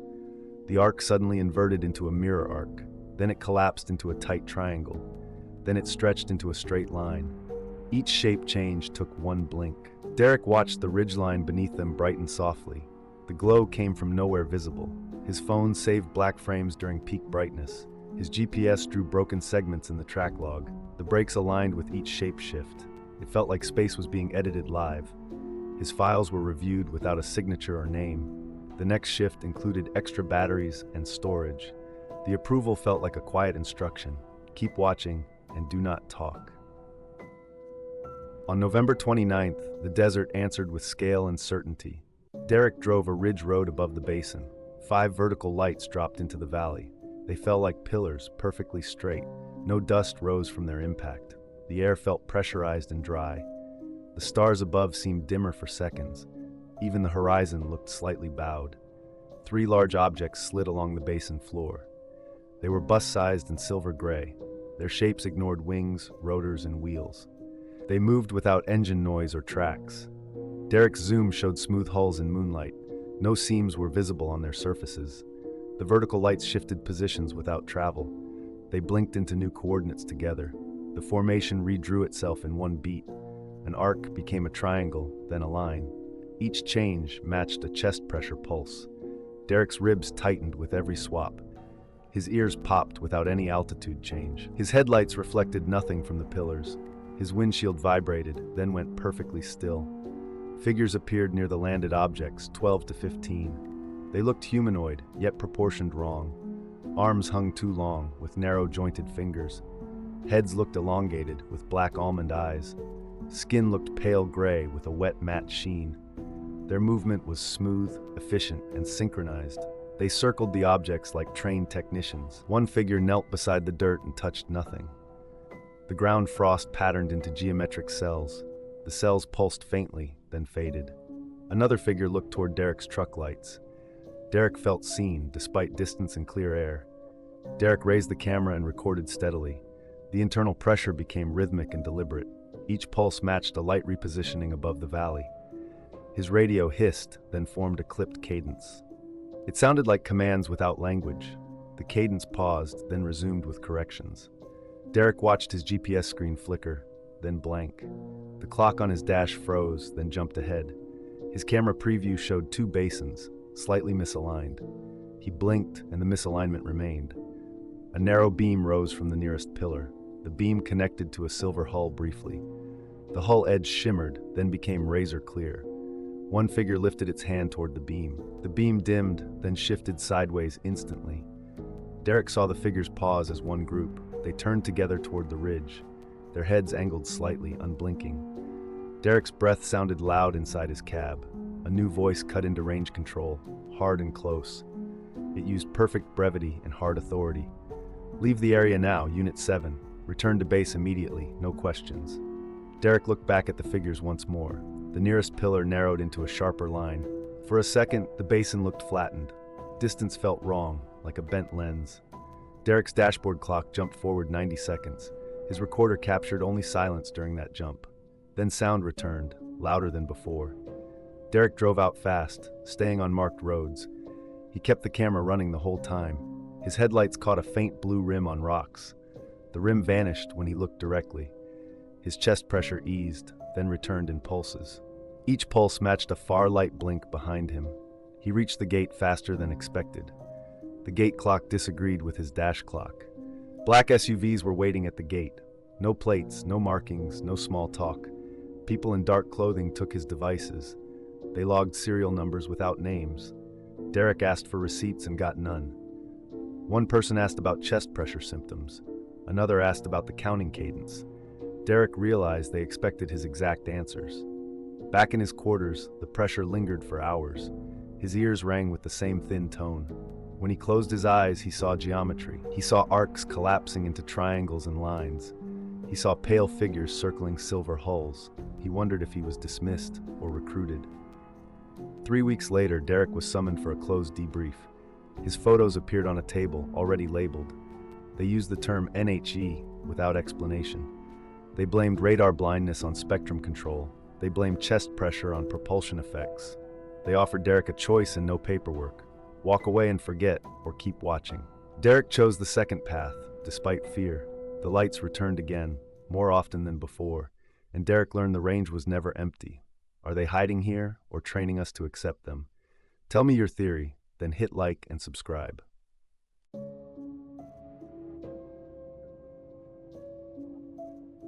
He filmed the brightest thing he ever saw on I-40. The playback showed only empty asphalt and dark sky. Then a voice arrived inside his thoughts, calmly. Jasper Mitchell was 24, working security for remote oil sites. He drove between pump stations during long night patrols. Uinta Basin nights felt empty, yet never truly quiet. Headlights cut dust, and radios filled the cab with hiss. Then one Tuesday in October 2019, a sensor went dead. Control asked Jasper to check well 14 in the north sector. 3 miles out, the wind stopped as if switched off. Air pressure dropped and his ears popped inside the cab. The desert sound vanished, leaving only engine vibration. Jasper realized the basin could silence him on command. Well 14 sat alone under black silence. Jasper stopped at the access road, engine idling. The desert felt sealed and the stars looked dim. A white light hovered 40 feet above the pump jack. Its edge stayed razor clean, wrapped in a faint blue rim. It cast no shadow on dirt, steel, or Jasper's hood. Jasper filmed through the windshield, yet every clip saved pure black. The real light still burned behind his eyelids. His camera lens frosted, then cleared without heat. The blue rim flickered, like sparks holding perfect shape. A low hum rose through boots and into teeth. His chest tightened, as if air folded inward. The light jumped sideways without traveling, like frames were cut. Each jump hit his ribs with one hard internal shove. Under the light, a tall, slender outline formed beside metal. Long fingers moved in slow arcs, never touching the pump. The outline turned toward Jasper, and the hum deepened. Jasper stepped out, and the ground felt colder than air. Ozone stung his nose sharp and clean. The light shot upward and vanished, leaving no trail. He checked panels, expecting scorch marks or melted wiring. Everything looked untouched, yet the sensor signal returned. No alarm logs remained, as if nothing happened. On the hill, a faint blue point lingered, then winked out. Jasper drove away, feeling watched by the empty ridgeline. 2 weeks later, Well 9 went silent, and Jasper drove alone. Fog pooled low, yet the basin stayed unnaturally windless. A white sphere hovered above the wellhead, shadowless and steady. Its blue rim crackled, but no heat rose from it. Jasper recorded again, speaking timestamps to prove what he saw. Playback showed only his cab, bright dashboards, and empty windows. Outside, the light kept pulsing, like breath behind frosted glass. Each pulse pressed his chest, then released, then pressed again. The hum returned, deeper now, vibrating the steering wheel. The sphere jumped twice, snapping to new angles without motion. 3 smaller lights blinked in, forming a tight triangle above it. The triangle rotated once, then stopped, perfectly centered over piping. Under the lights, a tall, slender figure appeared beside the pump. Its head looked elongated, and eyes looked black and almond-shaped. Long fingers hovered over valves, never touching metal, yet gauges changed. Pressure spikes flickered on his panel, then normalized instantly. The well's alarm light flashed, then the log erased itself. Jasper watched numbers rewrite, like someone editing a report live. He started mapping every sighting from other guards and crews. Reports clustered between wells 4 and 37, with harsh precision. They followed groundwater lines, uranium claims, and rare mineral seams. Some nights showed arcs of lights, swapping positions above ridgelines. Those swaps matched chest pressure pulses on every witness statement. One crew reported a silver shape sliding low beyond the berm. Another saw figures working inside a luminous ground structure. Jasper began suspecting resource surveys, not random hauntings. He felt counted, like each well was a numbered checkpoint. He kept routes secret, yet the lights found him anyway. On December 18th, Jasper patrolled the north sector alone. At 2:47 a.m., every pump stopped together. That should have required a master cut. 8 white lights appeared across the basin at once. Each hovered above a different wellhead. They held perfect spacing and moved in formation. Jasper's engine died mid-road without warning. His phone froze on 2:47 a.m., refusing to change. The hum returned, deeper and heavier. The lights swapped positions without traveling between points. Each swap pressed his chest inward once. The basin felt compressed, then released, then compressed again. A silver shape slid low beyond a berm, soundless. It looked bus-sized and seam-free. Jasper saw it pause beside well 22. Tall figures moved around the silver shape, smooth and efficient. Their bodies looked too narrow for any human. Their heads looked elongated under the white glow. Their eyes looked black and almond-shaped. Their skin looked pale gray with a wet sheen. Long fingers flexed with narrow-jointed segments. They never touched steel, yet valves turned anyway. Gauges spiked, then returned to normal instantly. Jasper tried recording with his phone again. The screen showed only his cab and black windows. Outside, the lights pulsed like breathing lungs. The hum matched the pulses beating through his ribs. Then one figure turned toward Jasper's headlights. Jasper felt a thought arrive, cold and clinical. It showed wells as dots and roads as thin lines. It showed Jasper's truck as a moving mark. The thought shifted, and the mark moved without him. Jasper blinked and saw 2 trucks ahead. Both looked like Unit 14, identical in dust. Both drove the same line, perfectly aligned. Jasper looked down and saw his wheel unmoving. His truck was not moving, yet scenery shifted. The lights rose together and vanished. Sound returned in a rushing wave. The pumps restarted by themselves seconds later. Jasper checked his phone again, now 3:14 a.m. 27 minutes were missing from his memory. Dispatch called him and spoke very carefully. It said never report lights on open channels. It said the basin keeps records in silence. Jasper drove back shaking, trying to breathe. Jasper quit and moved to Price, Utah within days. He avoided oil roads and night work. The white light still appeared behind ridgelines sometimes. It stayed low, patient, and perfectly still. Jasper began seeing himself in reflections too often. A second Jasper stood across parking lots, watching. The double wore similar clothes and moved smoothly. Its eyes looked empty and too still. Its voice sounded layered, like many speakers. Jasper fled to Provo, then farther north. The light followed at a constant distance. Road signs seemed to change after he passed them. GPS routes looped back without reason. He felt guided, not chased by the light. His phone rang once from an unknown number. Only static answered, then the hum. A text appeared with no sender name. It read, "Do not look at it." The screen then went black. Before dawn, Jasper drove towards Salt Lake City again. The white point sat behind him in the mirror. Another set of headlights appeared beside it, steady. The second car kept matching his speed exactly. Jasper glanced left and saw his own face driving. The double smiled without warmth, then looked forward. Jasper's chest pressure returned in steady pulses. The road ahead looked longer, then suddenly shorter. His cracked phone buzzed with one final message. It said, "See you soon," then went dead. The hum rose under the tires, then inside teeth. Jasper reached the next exit, then saw it again. The odometer blurred, then snapped back. The mirror showed only darkness behind him. Jasper's dash clock froze on 1 minute again. At sunrise, his truck was found off Highway 6. The engine block was still warm. The driver door hung open, swinging slowly. His phone lay inside, screen shattered and dark. There were no footprints around the truck. No tire marks led away from it. His last log entry ended mid-sentence. No one filed a missing person report that week. Work rosters showed Jasper still scheduled. His payroll direct deposit continued for one cycle. Messages sent to his number never delivered. The basin stayed silent, as if satisfied. Jasper feared the lights, but feared silence more. He learned denial can be enforced quietly. He watched coworkers ignore impossible failures without blinking. Then Jasper vanished, leaving only a warm truck. If a doublekin heard you, who arrives afterward? Was Jasper removed, replaced, or archived somewhere nearby? Drop your theory below, then like and subscribe for more cases. The Mojave went silent, and the CB line held its breath. A white sphere rose beside Lucas, watching without eyes. Then time snapped forward, as if someone skipped frames. Lucas had driven freight routes for 11 years. He hauled electronics across the Mojave at night. Interstate 40 felt endless, flat, and exposed. The cab smelled like diesel and hot wiring. The CB crackled with bored voices and dead air. That Thursday in October 2019, he left Victorville late. Needles waited far ahead in darkness. Near Daggett, the desert changed without warning. Wind died and the road sounded muted. Even the engine felt distant, like it was underwater. Lucas checked mirrors and saw nothing behind him.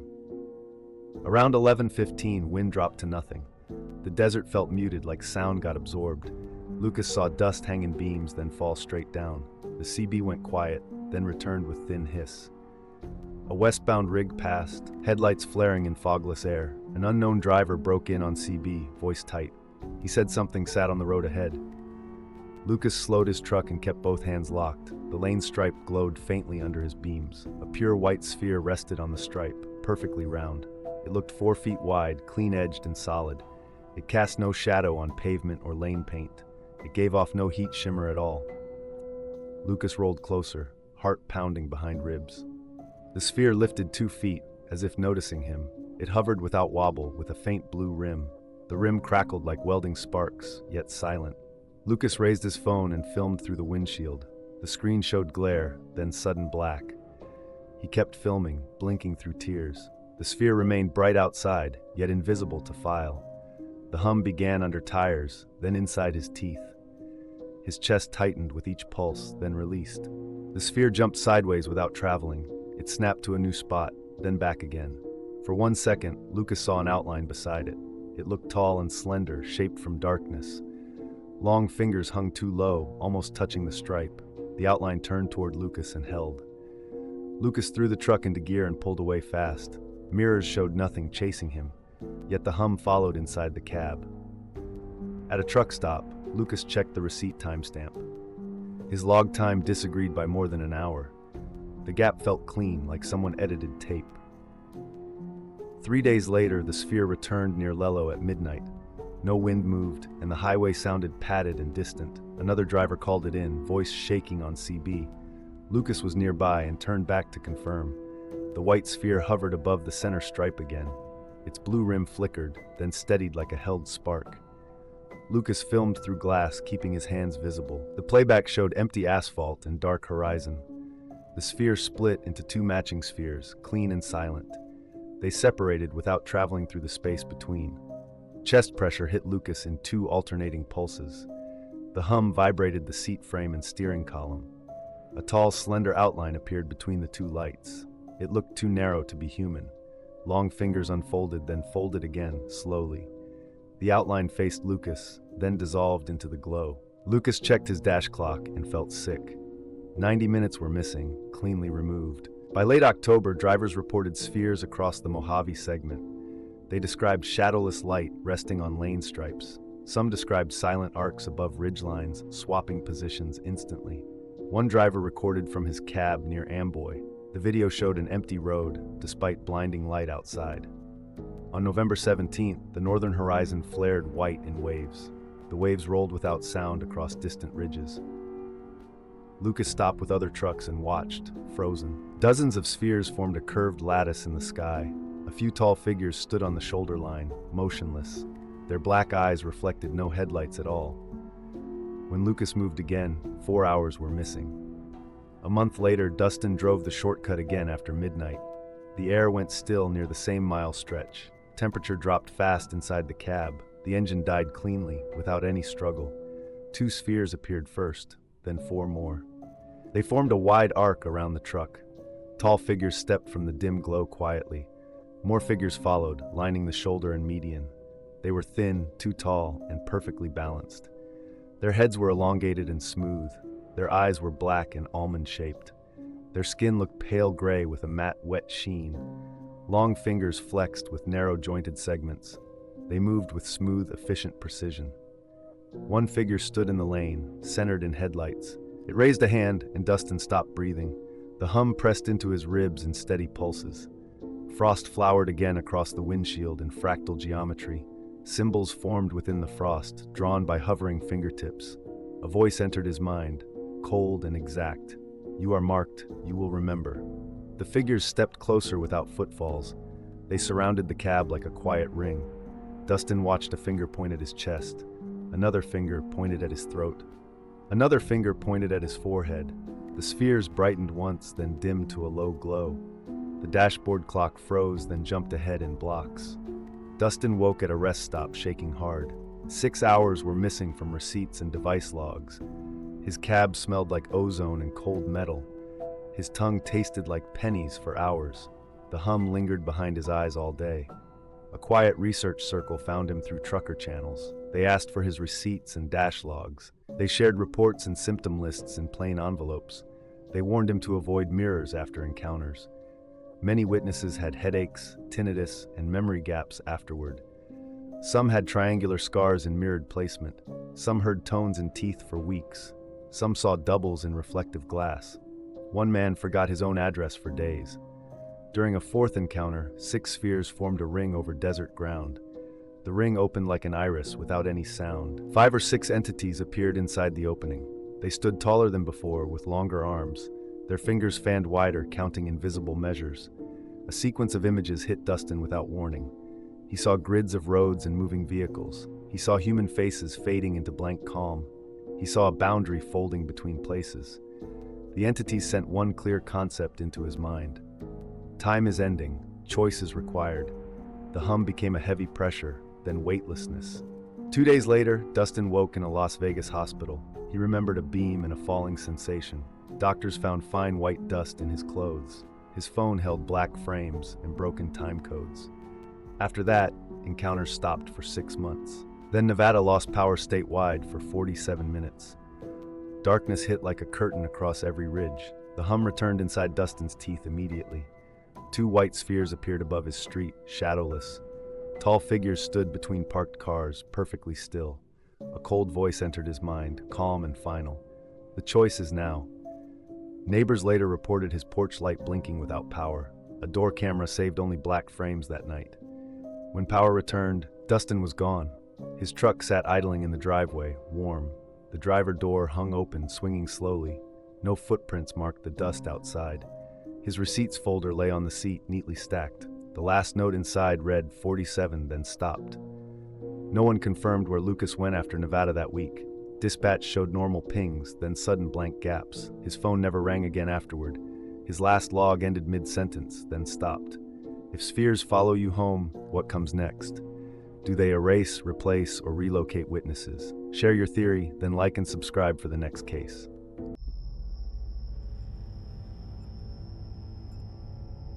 At 1:15, a UFO hovered over the north fence. An alien silhouette crossed the warehouse roof in orange light. All 16 cameras went blank as the hum filled the yard. David had guarded government sites for 19 years. He held high clearance and signed too many NDAs. He worked a lone night shift north of Tonopah. The facility stored prototypes and sealed aerospace hardware. He knew questions earned punishment, not answers. Then the protocols started, before he understood why. At 1:15, Camera 7 turned blank without warning. The other feeds followed, one by one, then all at once. Every monitor showed empty black, yet status stayed green. David refreshed the system twice and got the same nothing. A low hum started inside the walls, then underfoot. The air felt heavier, like the room was pressurized. He stepped outside into cold desert air and fine dust. Camera 7 was intact, but aimed straight down. Its mount was tight, like someone adjusted it carefully. Yard floodlights flickered, then shifted into dull orange. Beyond the north fence, a dark oval hovered against stars. Two smaller lights flanked it, perfectly even. Another light blinked once, then duplicated into three. The three lights formed a shallow arc and held position. They slid sideways without any travel path. A second arc appeared farther east, mirroring the first. David heard no engines, only the hum, steady and deep. The fence wires trembled once, then went perfectly still. His flashlight died in one beat, battery reading full. His phone shut off at 80%, then stayed dead. Orange light rolled across metal walls like heat without warmth. On the warehouse roof, an alien silhouette crossed fast and precise. A second alien shape followed, taller, thinner, angular. They moved like joints were hinges, not muscle. One paused at the roof edge and looked down. Another stood beside it, then vanished between frames. Above the roofline, the dark oval lowered a few feet and held steady over the fence. Smaller UFO lights rotated around it in a clean ring and pulsed in a 3-beat pattern. The hum matched those beats, like coded breathing. A low sphere drifted over the yard near the floodlights and cast no shadow. It passed a camera pole, and the pole went dark. Another sphere mirrored it on the far side, keeping perfect spacing. Then the roofline flashed with a thin blue seam. For a second, more aliens stood there in a row, heads turning together toward the yard gate. The seam closed and the roof looked empty again. The orange lights stayed on, waiting. David rushed back inside and shut the office door. The monitors stayed black, yet every status icon stayed green. He opened the event log and saw no faults. The timestamps jumped, then corrected themselves. The hum pressed harder, like a second heartbeat. He grabbed the landline and called command 40 miles south. A calm voice answered on the first ring. It asked for his unit code, not his name. David reported the orange lights and the blank feeds. The voice did not ask for repeats. It said a sweep team was already moving. It told him to keep logging everything. It warned him not to chase anything outside. David returned to the yard and kept moving slowly. He watched the roof through window reflections and metal panels. In reflection, two aliens stood at the roof edge. A third alien appeared between them, then flickered out, their limbs bent at sharp angles like jointed tools. A low sphere drifted along the fence and stopped. Another sphere mirrored it, keeping perfect distance. Each sphere pulsed once, and a camera pole died. The dark oval UFO above the fence stayed perfectly centered. Smaller lights rotated around it in a tight ring. The ring tightened, then loosened, like a breathing machine. The hum matched that motion and filled his ribs. The orange floodlights blinked in 3-beat patterns. One alien raised a hand and held a precise sign. The ring lights answered with the same 3-beat pulse. David felt his thoughts slow, then snap back. He kept his eyes on reflections and kept walking. The warehouse roof became a stage of orange light. A tall alien silhouette stood at the edge, rigid. Its body looked built from angles, not muscle. Limbs hung too long, joints narrow and sharply defined. Another alien appeared beside it without any approach. It simply occupied the space, then shifted aside. Their heads turned together, matching timing like a metronome. The roofline flashed with a thin blue seam. For one blink, more aliens stood inside that seam. They lined up like figures in a doorway. The seam closed, and they vanished again. Above the north fence, a dark oval UFO lowered and stopped. It held position with absolute steadiness, ignoring wind and gravity. Smaller lights rotated around it in a perfect ring. The ring tightened, then loosened like controlled breathing. Each light pulsed in a 3-beat pattern. A second oval appeared farther east, smaller but identical. Its ring formed instantly, matching the first ring rhythm. The two rings synced, then drifted sideways together. They shifted without any visible travel path. A third light blinked above them, then split into 6. Those 6 formed a clean hex around the first oval. Low spheres moved through the yard at shoulder height. They crossed floodlights, and the glow deepened orange. They passed camera poles, and each pole went dark. The spheres never cast shadows on gravel or steel. They stopped at measured points along the perimeter. Each stop mirrored another stop across the yard. The hum thickened and added faint clicking beneath it. The clicking sounded like counting, steady and patient. Thin beams flickered down, then vanished before touching ground. Where beams aimed, the gravel looked briefly wet and glassy. The tall alien crouched at the roof edge and dropped. It fell without sound, as if gravity was muted. It met the ground with no dust, no impact, no rebound. It moved into darkness, then appeared closer by position change. A thinner alien crossed behind it, fast and precise. The two separated and rejoined as if following a grid. One raised a long hand and folded fingers into a sign. The ring lights answered with the same pattern in pulses. A nearby sphere drifted toward the office windows and stopped. It held perfectly still, like it was listening. A blue seam opened again along the roofline and stayed open. Inside it, silhouettes looked layered, like stacked depth. Aliens stood at different distances, yet aligned in one row. The seam brightened, and the hum shifted pitch. For a moment, the two oval UFOs aligned nose to nose. Then they separated without motion or sound. Their rings rotated opposite directions, then stopped in sync. A faint geometric lattice appeared between the ovals. The lattice pulsed once, then folded inward and vanished. Then every sphere pulsed at the same instant. The ring lights flashed in a clean sequence, left to right. The roof seam closed like a cut stitched shut. Aliens on the ground blurred, then snapped into new positions. The two ovals rose together and drifted beyond the fence. Smaller lights followed in tight formation, never breaking spacing. The orange glow faded back toward harsh white. The hum lingered thin and patient, as if it stayed nearby. David stayed on shift, but something in him broke. He kept hearing the hum inside quiet rooms. Orange light followed him behind closed eyelids. He stopped trusting screens, then stopped trusting silence. Each blank camera frame felt like a warning. He checked corners twice, then checked them again. Sleep came in fragments, always ending at 1:15. He woke tasting metal, with static in his ears. 3 weeks later, he requested a transfer without explanation. He never spoke about Tanopa to anyone at work. He only wrote one line in his private notebook. They can erase feeds, but they cannot erase memory. So what did the UFOs want from that facility? Drop your theory below, then like and subscribe.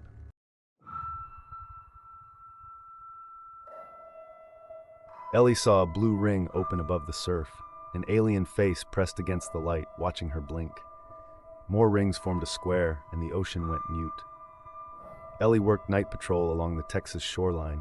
She logged tides, trespassers, and broken buoys. That night, the coast felt staged and emptied. Even waves sounded distant, like muffled breath. Backup arrived with a camera and spare batteries. They expected smugglers, but found a scheduled arrival. Blue light hovered 3 feet above the tide line. It formed a clean circle 6 feet wide, with an edge too sharp for mist. It threw no glow onto the water, not even a faint smear. Ellie stepped closer and felt pressure climb behind her ears. The halo slid against the current, leaving no wake, no ripple, no disturbed foam. A second halo appeared 50 yards downshore, then a third, evenly spaced. They held position like survey markers, then snapped into a perfect square with one synchronized blink. Each ring flashed 3 beats, then a long pause, repeating like a coded metronome. The beach wind stopped inside the square, yet Ellie still felt cold moving across her skin. Sand grains froze mid-drift near her boots, then fell straight down like the air had changed density. Her radio popped once with a short burst of clipped static, then fell into dead silence. The backup officer's camera kept recording, yet the live screen showed only empty shoreline and ordinary surf. Ellie looked back up, and the rings were still there, bright as welding arcs, refusing to appear on the feed. She raised her flashlight toward the nearest ring and watched the beam bend sideways, curving as if wrapped around invisible glass. The ring brightened, then sank into deep indigo. Shapes crawled across its surface like living geometry, angles collapsing into new angles. Something stood inside the circle, tall and narrow, too clearly shaped to be glare. It looked like an alien, not a trick of fog.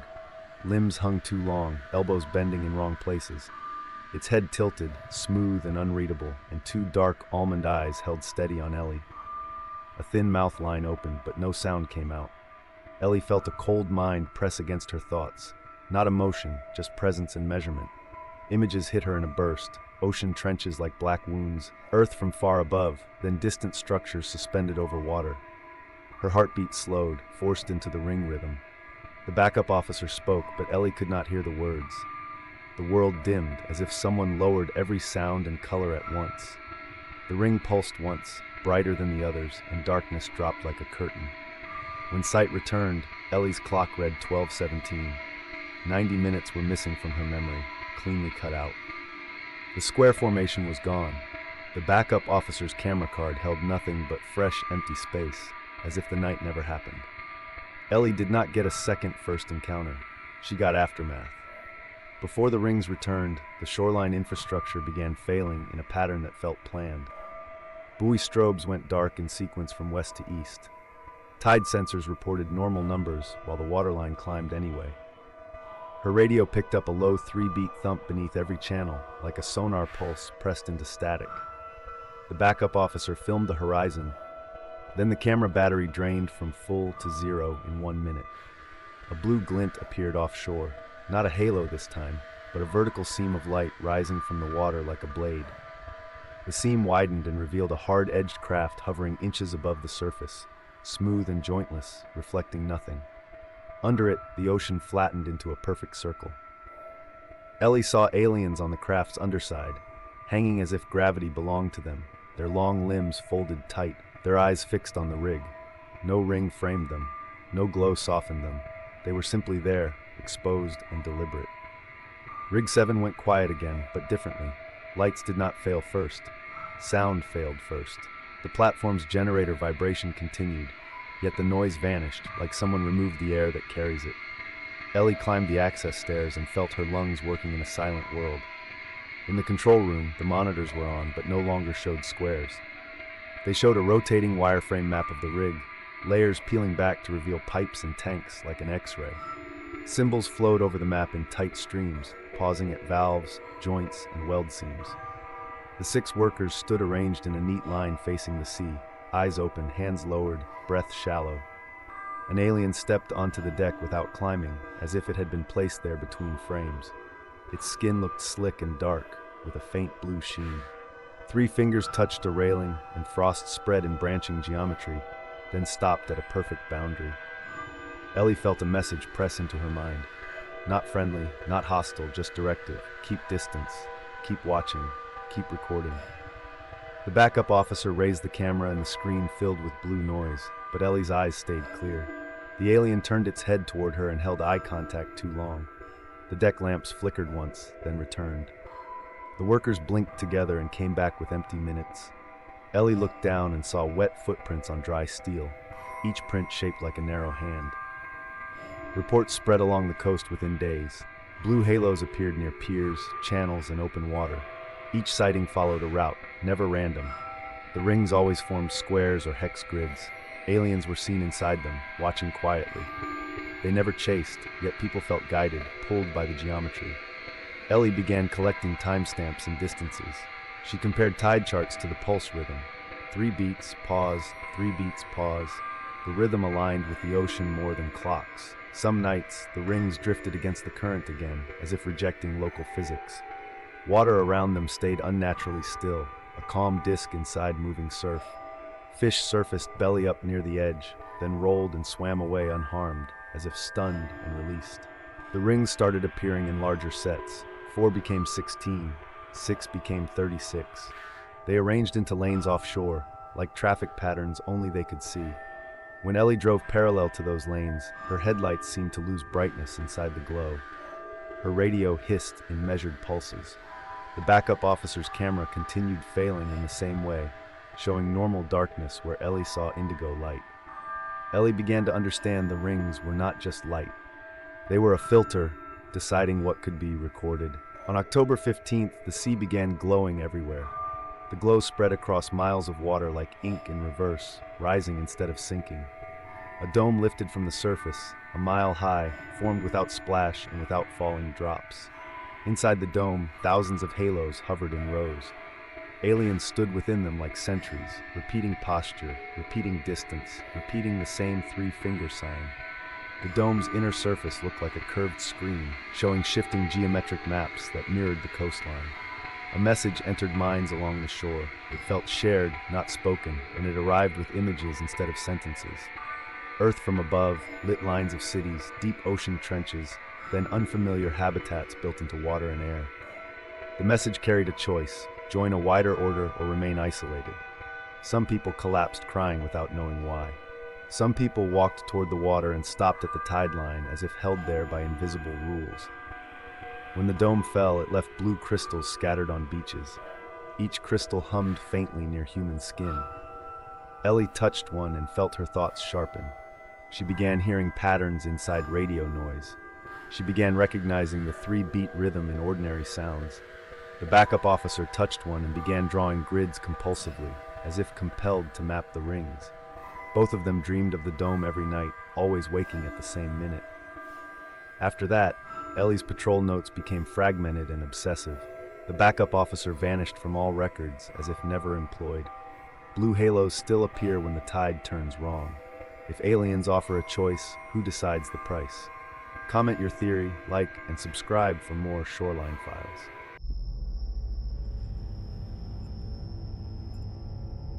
Clay saw an alien silhouette inside an amber sphere. The flock locked into a tight knot, eyes fixed outward. Then the sphere slid after him, staying just out of reach. 30 miles from the nearest town, the pasture should have felt ordinary. Instead, the air carried a wrong stillness and made his skin prickle. Clay noticed the flock gathering in a tight knot, as if bracing for something unseen. He walked closer and realized the silence was spreading first, then the fear. The sheep packed tight in the southeast corner at dusk. They refused grass and water, and they would not blink. Their bodies formed a blunt wall against the fence. Every head faced the same empty stretch of pasture. No bleats rose, not even a warning grunt. The air felt pressed flat over the grass. The distant highway noise seemed swallowed whole. Clay walked closer, and the flock tightened again. Hooves scraped once, then froze in place. Their eyes tracked something he could not see. The silence seemed thicker near that corner. It felt like a boundary he could almost touch. He stepped back and sound returned slightly. He stepped forward and sound thinned again. At 9:30, the stillness deepened without clouds. The stars looked sharper, almost cut into the sky. Clay felt cold seep under his jacket. The flock shifted suddenly to the northwest corner. They moved as one body, then stopped as one body. Their fear looked rehearsed, too synchronized. An amber sphere appeared 12 feet above the grass. It glowed hard, yet cast no light below. The glow did not paint the fence or ground. It looked bright, yet it felt contained. Inside, an alien outline stood upright and thin. Long arms hung in angled joints beside its body. Dark almond eyes held steady on Clay. The temperature dropped fast across the pasture. Clay's breath turned to white smoke instantly. The sphere slid forward as he backed away. It moved without wobble and without sound. It matched his pace with calm precision. Clay turned toward the house and kept walking. The sphere followed, staying just out of reach. On the porch, the light hovered near the steps. It held position like a patient guard. The alien inside tilted its head slightly. Clay felt a cold pressure behind his eyes. His thoughts slowed, then went empty for a beat. The sphere blinked once, then vanished. Sound returned at full volume, too sudden to trust. Crickets resumed as if on cue. The wind started again but felt delayed. Clay checked his phone and froze. The time had jumped forward without warning. He could not explain the missing minutes. Morning brought bright sun and a sick calm. The pasture looked ordinary from the road. Clay did not call neighbors or county deputies. He wrote the details down in careful lines. He forced his hands steady with clenched fingers. Then he walked to the southeast corner alone. A 10-foot circle marked the spot beneath the sphere. The grass inside was gray and brittle. It was not burned and not flattened. It crumbled like dried paper between his fingers. The soil beneath felt dry and powder fine. The circle edge looked cut with a tool. No tracks crossed into it from outside. That afternoon, the flock kept glancing at the same horizon. They grazed only in short, nervous bursts. Clay watched the sky until his eyes ached. He waited for night to prove him wrong. He returned after dark with cameras and a rifle. He placed tripods facing the pasture corners. He checked batteries twice, then checked them again. The air felt charged, like metal before lightning. The amber glow returned at the same height. Autofocus hunted, then failed, again and again. The camera view stayed soft and smeared. Phone batteries fell from half to dead in seconds. A low hum rose from the ground beneath him. It shook teeth and ribs with each pulse. The hum felt timed, not random. The sphere brightened and the fog inside cleared. Clay glimpsed a huge angular craft behind it. Its edges looked too straight for aircraft. It hung motionless beyond the fence line. A tall alien stood near the fence posts. It did not sway in the wind. It faced the house and held still. Clay's chest compressed as the hum deepened. His mouth opened, but his voice came out thin. The rifle felt heavy and useless in his hands. The sphere slid sideways with perfect control. The alien shifted position without walking. Then the light cut out without fade. Darkness returned like a snapped switch. Every device reported full power again. Camera batteries read full as if untouched. The hum stopped and left his ears ringing. The pasture stayed colder than surrounding air. Clay went inside and locked the door twice. He stared through the window at empty grass. He understood someone had measured his land. He also understood they could return whenever they wanted. 4 nights later, 3 lights appeared at once. They formed a perfect triangle above the pasture. The triangle held steady against invisible wind. Each light pulsed 3 beats, then paused. The pulses matched the earlier silence pattern. The triangle moved in steps, never drifting. It tightened above the house, then expanded over grass. Each step landed with perfect spacing. The flock turned in unison, tracking the pattern. Their hooves stayed planted, yet bodies trembled.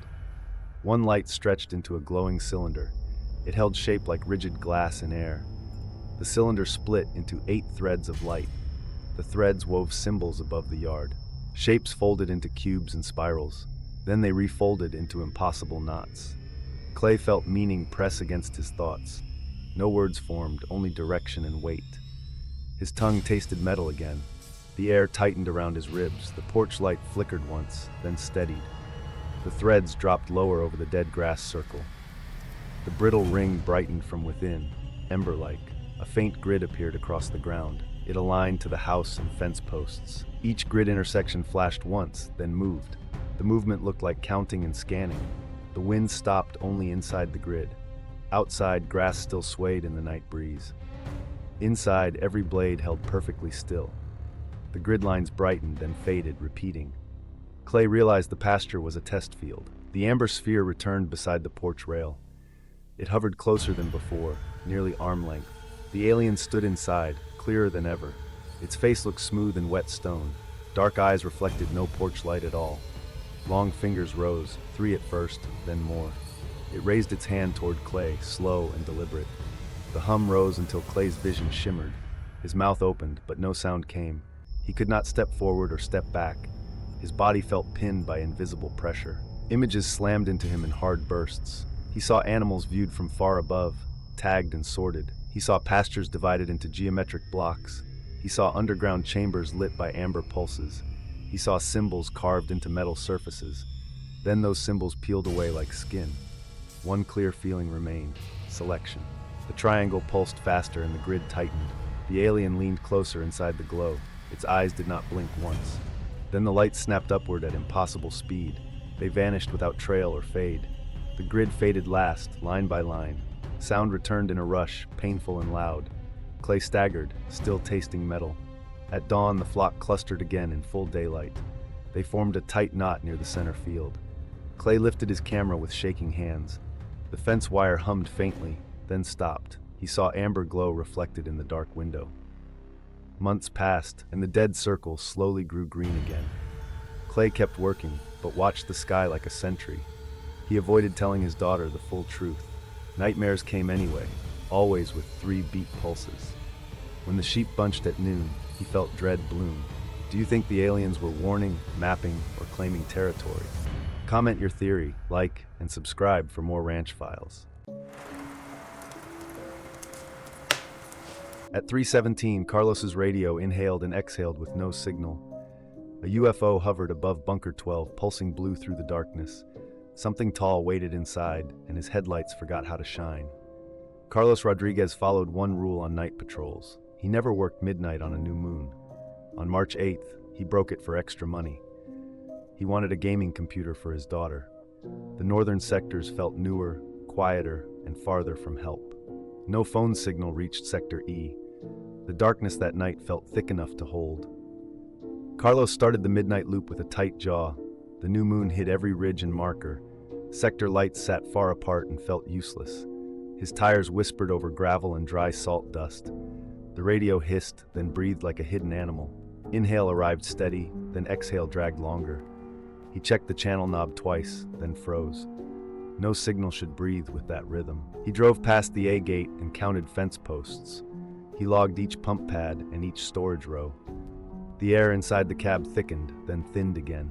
His ears popped once, then rang with faint pressure. His headlights looked weaker with every mile. The gauges stayed calm and refused to explain it. The dash clock ticked, then skipped a second. Then it returned, pretending nothing happened. A pale blue pulse appeared in his left mirror. It hovered above the road behind him. It held the same distance like a measured tether. Carlos sped up and watched it match perfectly. Carlos slowed and watched it slow without delay. He turned at an access fork, and it turned with him. It never swung wide like a truck would. It never corrected like a helicopter would. It moved like it already knew his route. He killed the cabin light and watched the pulse again. It stayed blue, clean, and edged. It did not blink like a tower beacon. It did not smear like a flare in wind. The pulse slid closer to his window. The radio breathing grew louder beside his seat. Carlos felt watched from above his roofline too. A wide shadow crossed the stars, then held steady. He tried to shake it with procedure. He stopped and cut his engine. The pulse stopped and waited behind him. He reversed slowly and the pulse slid backward too. He turned his headlights off completely. The pulse stayed visible and unchanged. The breathing continued in the radio, still timed. Carlos tasted metal and felt ozone in dry air. He started the engine and rolled forward again. The pulse followed, patient, as if guiding him north. Bunker 12 rose ahead like a black tooth. The blue pulse moved first. It waited above the bunker. The shadow around it widened. It flattened across the stars. It hovered low, perfectly steady. No wind stirred beneath it. No dust lifted from gravel. The radio breathing filled the cab. It sounded closer than his own lungs. Carlos felt pressure behind his eyes. His tongue tasted metal. The windshield glass tingled with static. His headlights dimmed until the road vanished. The engine died mid-roll. The cab went dead instantly. Every LED went dark at once. The breathing continued anyway. It now lived inside his skull. A blue glow pulsed near the bunker wall. It rose and fell like deep water. Frost crept along his window edges. The cab temperature dropped hard. His breath fogged, then vanished. Something stepped down from the hovering glow. It was tall, narrow, and wrong. Its limbs were too long. Its joints were thin and hinged. Its head looked smooth and stretched. Its eyes were black and unblinking. It moved without footfalls. Gravel never cracked beneath it. It faced the bunker door and raised one hand. The latch clicked without any touch. The door opened 6 inches. It stopped and held. Blue light breathed through the gap. A thin hiss rode the rhythm. It sounded like speech without syllables. Carlos felt a clean pull in thoughts. His body obeyed before refusal. He opened the truck door. Cold air bit through his jacket. The ground felt tilted. The alien stood at the crack. It waited like a handler. It turned slightly, inviting him closer. Carlos walked forward, sleepwalking. The blue glow painted his hands. His watch face flashed once. Then it froze at 3:17. He reached for the door edge. His fingers shook but still moved. The alien leaned back, making room. The bunker air breathed out at him. Carlos stepped toward the bunker without choosing the step.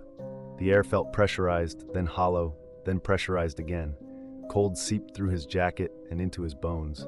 The radio breathing followed him out of the cab. It did not fade with distance. The alien waited at the cracked doorway, perfectly still. Carlos saw blue light crawl along the concrete seam. He smelled ozone, metal, and something sterile. The watch on his wrist stopped at 3:17. The threshold felt like walking through deep water. His skin prickled, then went numb. A low hum rose from the floor into his teeth. A thin hiss threaded through the breathing, tight and sharp. He heard faint clicks inside the walls, like tiny relays. The corridor looked longer than the bunker should allow. The blue light did not reflect like normal light. His shadow disappeared, then reappeared, then disappeared again. A perfect frost circle waited on the concrete floor. The edge looked cut with a tool. Crystal branches formed sharp geometric patterns. His boot stepped onto the ring, and pain spiked upward. It ran from shin to knee in one flash. His vision shimmered as if heat rose from ice. He tried to lift his foot and could not. The hum pulsed, then paused, then pulsed again. Each pulse tightened his chest like a clamp. The alien moved deeper, and Carlos followed like a leash. Blue lines ran along wall seams like veins. Symbols lit briefly, then rearranged themselves. He could not hold their shapes in memory. The breathing rhythm slowed until it matched his heartbeat. Then it led his heartbeat again. The corridor widened into a room with no clear corners. The ceiling felt higher than any bunker ceiling. Images slammed into his mind in hard bursts. He saw the desert mapped by grids from above. He saw an ocean lit blue under black sky. He saw smooth rooms with angles that refused perspective. He saw humans frozen mid-step, eyes open, mouths silent. He saw a clock hand split into two hands. He heard a chorus of distant machinery, steady and ancient. His stomach turned as if gravity shifted sideways. A human voice cut through the radio like a rope. Unit 4, respond now. Repeat, respond now. The command snapped his mind back into place. The blue glow faltered for one beat. Carlos saw the alien closer than before, inches away. Its eyes reflected nothing, not even blue light.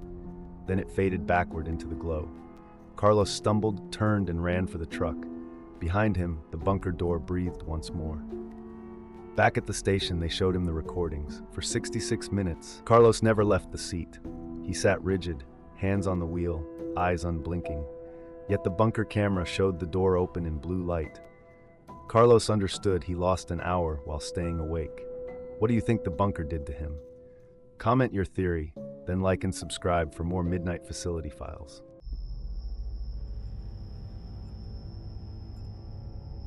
Dana watched the lake floor on monitors. Then an alien shadow crossed. The sonar showed a UFO hovering above the cable. The water turned colder and the cameras cracked. Dana Bishop maintained deep lake fiber lines for a living. Midlake ran 80 miles under Lake Michigan. The work usually felt boring, mechanical, repeatable. That night, the lake behaved like it recognized her equipment. The ROV dropped into black water beneath Midlake cable markers. Dana watched 2 monitors and a sonar strip. The cable line stayed centered and clean.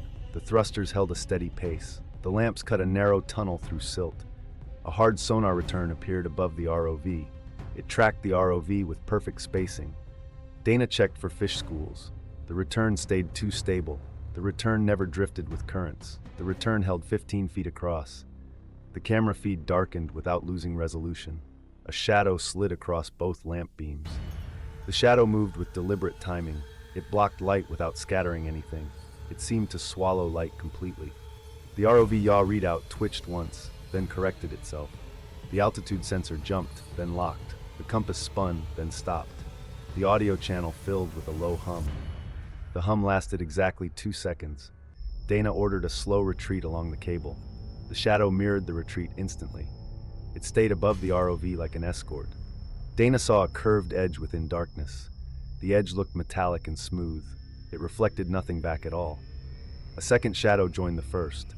The sonar showed 2 returns now. They moved in formation around the ROV. They crossed above it, then swapped positions. The swap happened without visible acceleration. Dana watched the cable vanish under the shadows. A faint shimmer rippled across the video. The shimmer bent the cable line visually. It made straight lines look slightly curved. The effect stopped, then restarted, then stopped. Dana told the operator to surface immediately. The ROV climbed faster than planned. The returns followed partway, then halted. They held position in empty water. They stayed fixed as the ROV rose. On deck, the housing showed a fresh crack. The crack ran in a clean arc. It looked pressed, not struck. The metal felt freezer cold in Dana's hands. The lake sensor still read 62 Fahrenheit. Dana checked the recording timestamp twice. It advanced without gaps on the monitor. The raw file later showed missing frames. The missing frames matched the hum perfectly. Dana realized the lake had edited her evidence. She looked over the side into darkness. The surface stayed calm and flat. A faint blue glint flashed once below. It felt like a reply, not an accident. Dana ended the run and logged everything anyway. ROV repairs would take days they did not have. Dana authorized a diver inspection of the cable. The diver descended with heated suit systems. Dana monitored comms and tracking pings. The water looked calm above, then turned heavy. At 120 feet, the diver reported sudden pressure. The voice sounded compressed and strained. The diver said the lights felt dimmer. Dana checked the topside power feed. Everything looked normal on the panel. A second target appeared on the fish finder. It was larger than the diver's signature. It matched every movement the diver made. It stayed behind at a fixed distance. It never drifted or wandered away. At 200 feet, the diver stopped answering briefly. The diver mic carried only breathing. The breathing sounded too loud and slow. Then the diver whispered one word, alien. Dana felt her stomach drop. The water temperature dropped inside a tight bubble. The diver's suit heater read maximum output. The diver still reported freezing cold. Dana saw the depth readout fluctuate wildly. It jumped 10 feet without motion. The diver reached the cable and saw disturbed sediment. The trench ran in straight segments. The trench ended in a clean circle. The circle looked carved, not eroded. The diver light revealed shallow scoring on the cable. A black curved surface moved into the beam. It filled the view with featureless darkness. The darkness did not ripple like water. It held shape like a hull. The hull edge hovered inches from the mask. A low hum returned through the comms line. It lasted exactly 2 seconds again. The diver froze for 3 full seconds. Dana watched bubbles still rise above. Then the diver surged upward without warning. The second target rose too, maintaining its spacing. It moved faster than any diver could. It never closed the gap completely. It circled once, then fell back again. Dana saw the target align under the boat. On deck, the diver ripped off gloves, shaking. The diver face was pale and rigid. The diver mask showed symmetrical scorch marks inside. The marks formed 3 evenly spaced arcs. Dana measured them against the lamp ring. The diver swore the water felt ice cold throughout. Dana believed the fear in that voice. Heat and cold had traded places down there. Something could rewrite the rules locally. Something wanted the diver to notice. Dana reviewed the dive log immediately. The log showed a time skip of 2 minutes. The diver memory filled no details for that span. The fish finder recorded a blank band at the same moment. Dana marked the incident as deliberate interference. She stared at the lake until her eyes watered. She imagined a craft beneath the cable line. She imagined aliens reading the signal pulses. She imagined them studying human infrastructure like nerves. Dana realized Midlake was a beacon in darkness. Dana filed a report with careful technical language. The report came back edited, then shortened, then closed. Management called it equipment failure and human stress. Dana kept her raw files anyway. She copied them to 3 drives. She logged checksums and dates in a notebook. She slept with the drives near her bed. She woke to faint hum in quiet rooms. She began watching the lake forecasts obsessively. 2 months later, Dana received an email from an unknown address. It contained coordinates and a single time. No greeting appeared and no signature followed. Dana went alone after sundown. The dock lights flickered as she arrived. The air smelled clean, then suddenly metallic. The lake surface looked flat and too dark. Her phone dropped from full bars to none. Her watch froze on the minute and refused to tick. A figure stood where the pier met open water. The face stayed hidden by distance and shadow. The voice spoke calmly, with no hesitation.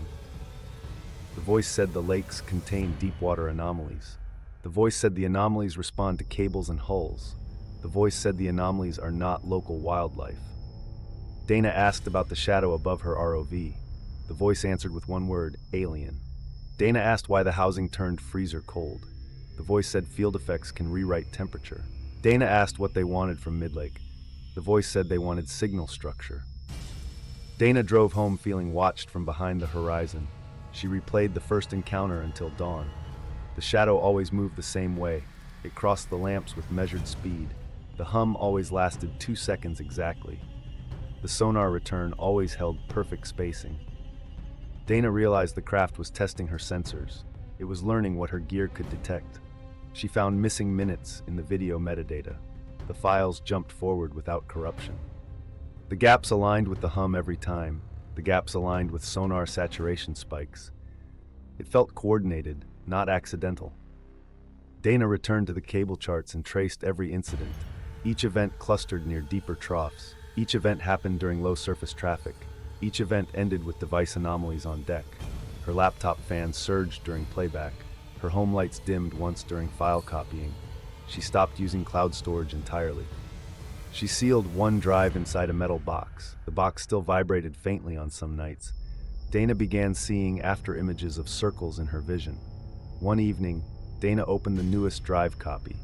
She found a folder she never created. The timestamps matched her missing minutes exactly. The folder contained still frames, not full video.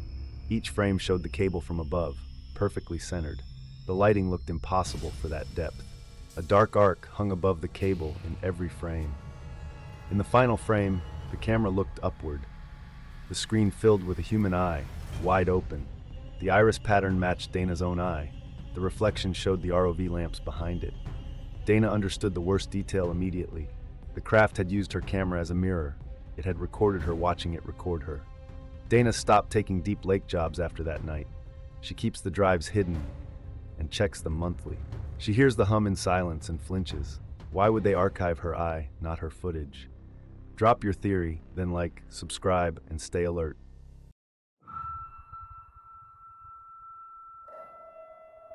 At 12:17, every light in Hanksville died together. The sky turned red, and the hum arrived. Above Main Street, a craft hovered without sound. Sam worked nights in a town built on distance. He knew every generator, every shortcut, every silence. Then 12:17 locked itself into every clock, and the visitors began repeating it. The blackout hit like a command, not a failure. Phones went dark at once, engines refused to turn over, even battery radios stayed mute.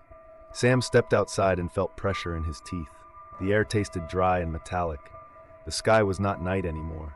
It was a deep red dome. A low hum rose from the ground itself. It vibrated his ribs and tongue. Streetlights stayed dead, but the road glowed faintly. A white ring appeared above the water tower. It held perfectly still. Then it split into 3 points. Each point pulsed in the same rhythm. The 3 points folded into a triangle craft. The craft drifted over roofs without wind. Its underside showed moving geometry. The lines crawled like living circuitry. Sam tried his truck again. The starter clicked once, then stopped. The dash display froze on 12:17. His wristwatch stopped on 12:17. A neighbor yelled from a porch, then stopped mid-sound.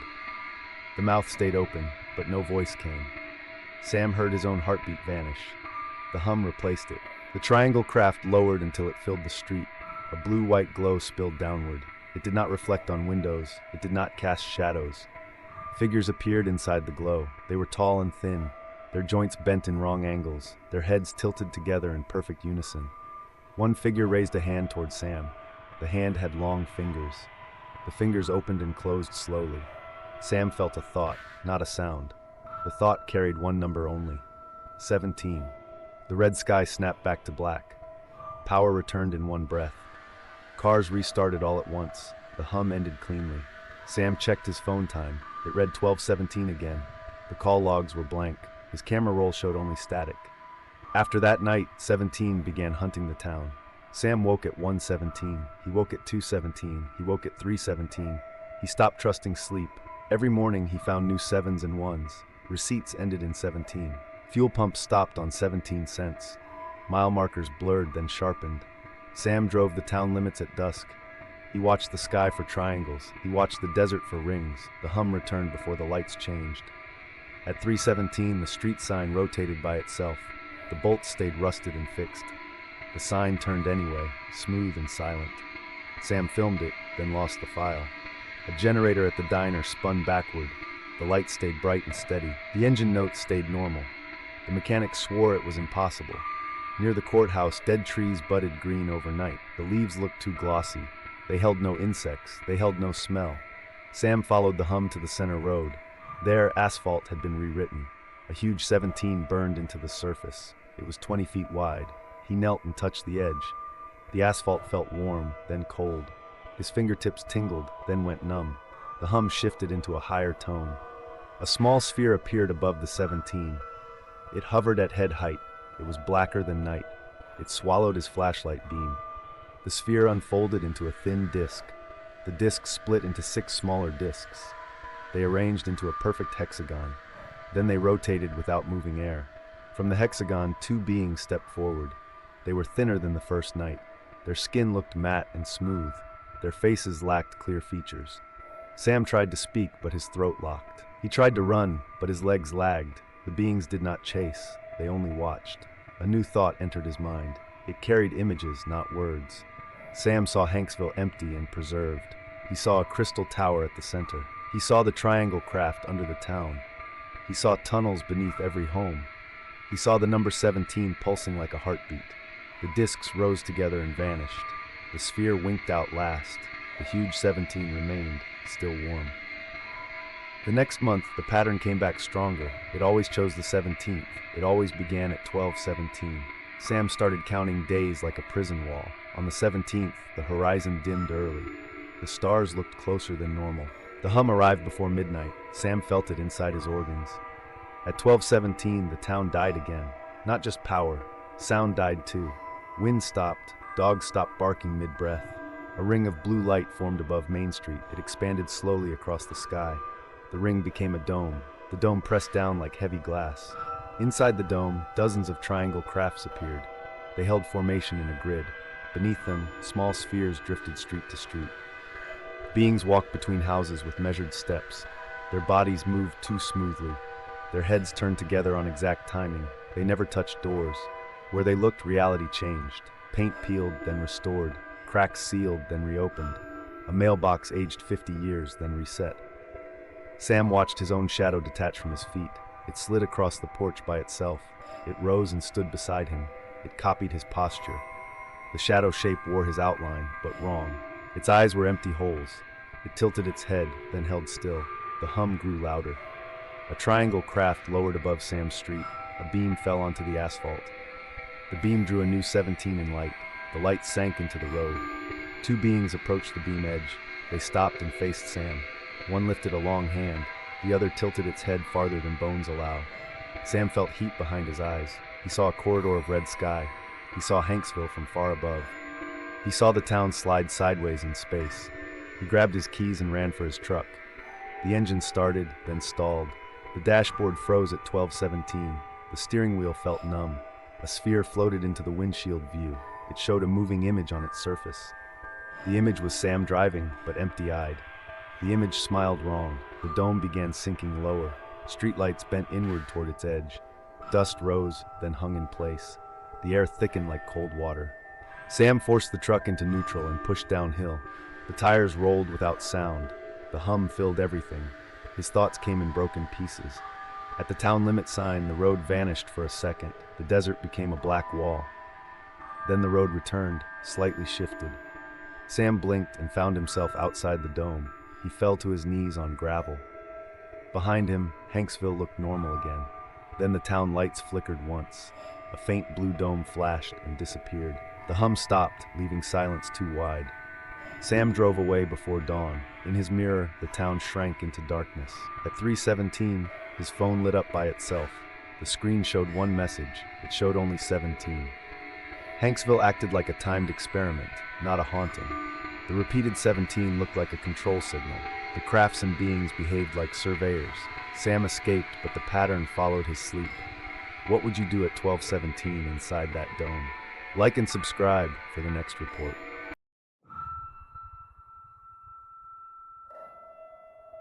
October 14th. Grant finds a dark blue Ford F-250. It sits alone on a rocky ledge. The driver door hangs wide open. The key is still in the ignition. The radio hisses with white noise. A calm male voice repeats one warning. Do not look up at the sky. The ranch sits east of Laramie, about 30 miles out. Grant Avery runs a small spread there. He is checking fence lines that afternoon. A wildlife biologist walks with him. They spot the truck from far away. It is parked with careful precision. Yet the location makes no sense. The nose points due north. There is no road, there is no trail. Only brushland runs to the horizon. Grant climbs up the rock. He studies the dashboard. The headlight switch is set to on. He follows the angle of the beams. At night, the lights would aim skyward. They would point toward a distant ridge. One outcrop looks like a broken tooth.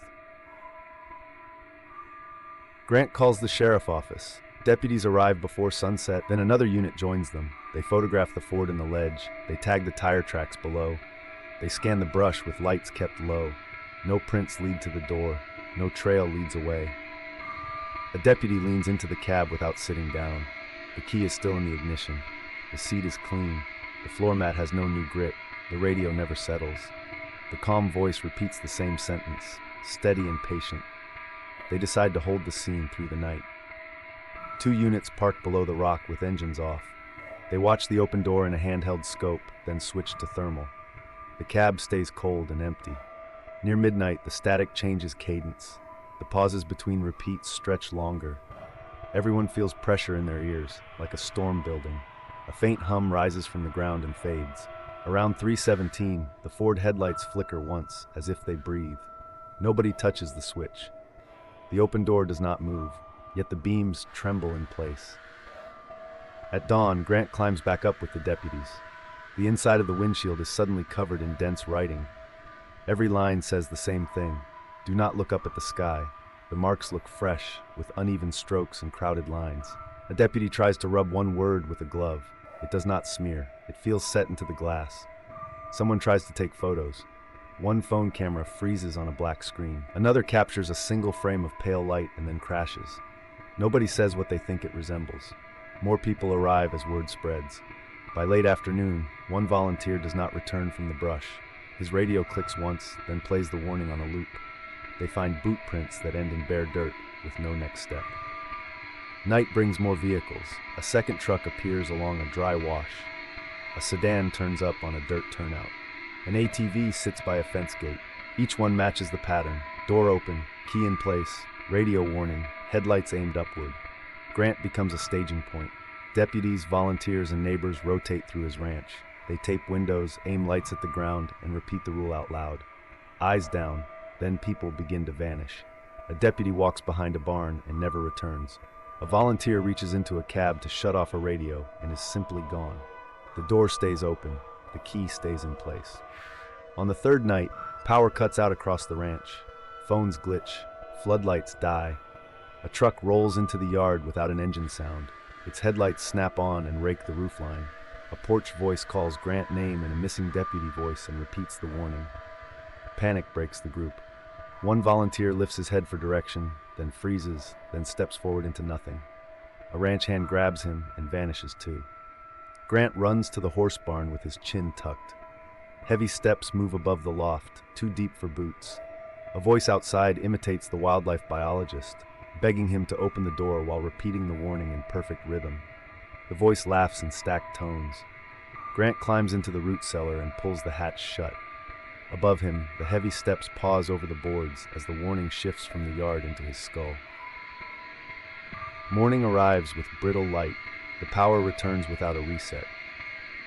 Grant climbs out of the root cellar. The ranch is wrong in a quiet way. Vehicles that filled the yard are gone. Footprints that should crisscross the dirt are missing. Even the barn dust looks undisturbed.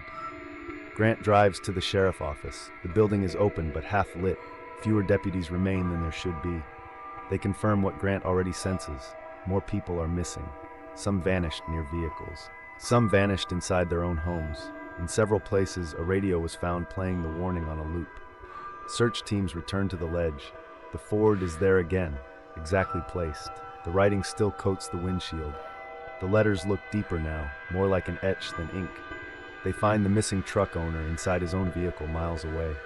Causes cardiac arrest. His eyes are open and fixed upward. The wildlife biologist is still missing. Her phone logs show offline for days, yet Grant remembers her voice at night, close and clear. A quiet visitor arrives in a plain vehicle with government plates. No full name, no badges shown long. He speaks with the sheriff office in a closed room, then asks to speak to Grant alone. He shows a file worn at the corners. Cases across decades, different counties, same pattern. Doors open, keys in place, radios warning, headlights aimed upward. He speaks about observation. He uses careful language. The entities exist in a quantum state. They become more real when observed. Attention collapses them into solidity. Observation is fuel. Vehicles act as conduits. Radios pull ears. Headlights pull eyes. The beam into the sky forces a choice. Grant asks what happens when someone looks. The visitor says geometry loosens. Time slips. The sky becomes a doorway that only opens when watched. Grant thinks of his ceiling seam bending. He thinks of the volunteer who took one step and then no second step. The visitor warns Grant to reduce observation. Curtains closed, no mirrors facing windows, no porch lights, no reflective metal left outside. Grant returns home before dusk. The ranch feels too exposed. The horizon line feels too sharp. That night, the hum begins earlier. It rises from the north, from the direction of the Broken Tooth Ridge. Grant stays inside with every curtain drawn. He sits on the floor away from windows. He keeps his gaze on the wood planks. Then the radio turns on by itself. The voice is not calm anymore. It is softer, closer, intimate. Grant does not own that radio. The warning repeats, but now it sounds like an invitation. Do not look up at the sky. Something knocks once on the roof. Not a branch, not hail. A single heavy touch as if testing. The ceiling seam above Grant bends again, deeper this time. The boards do not creak. They simply shift, as if the room is being remeasured. Grant crawls toward the hallway, eyes down, hand feeling the floor. The hum thickens until it feels like pressure on his teeth. A line of light appears under the front door, too bright, too clean. It widens as if the door is opening. Grant keeps his eyes on the baseboard. He speaks to himself to stay anchored. Then his shadow moves the wrong way. It stretches upward along the wall, climbing toward the ceiling while Grant stays low. The last thing Grant hears is his own voice from the porch, perfectly imitated, repeating the warning with calm patience. Do not look up at the sky. After that night, the ranch sits dark and silent. The curtains are either all shut tight or all pulled open, depending on who you ask. Some say Grant left without a trace. Some say he is still inside, sitting on the floor with his eyes down. Nobody is willing to stand in the yard long enough to find out. What do you think happened to Grant? Comment your theory, then like and subscribe for the next report.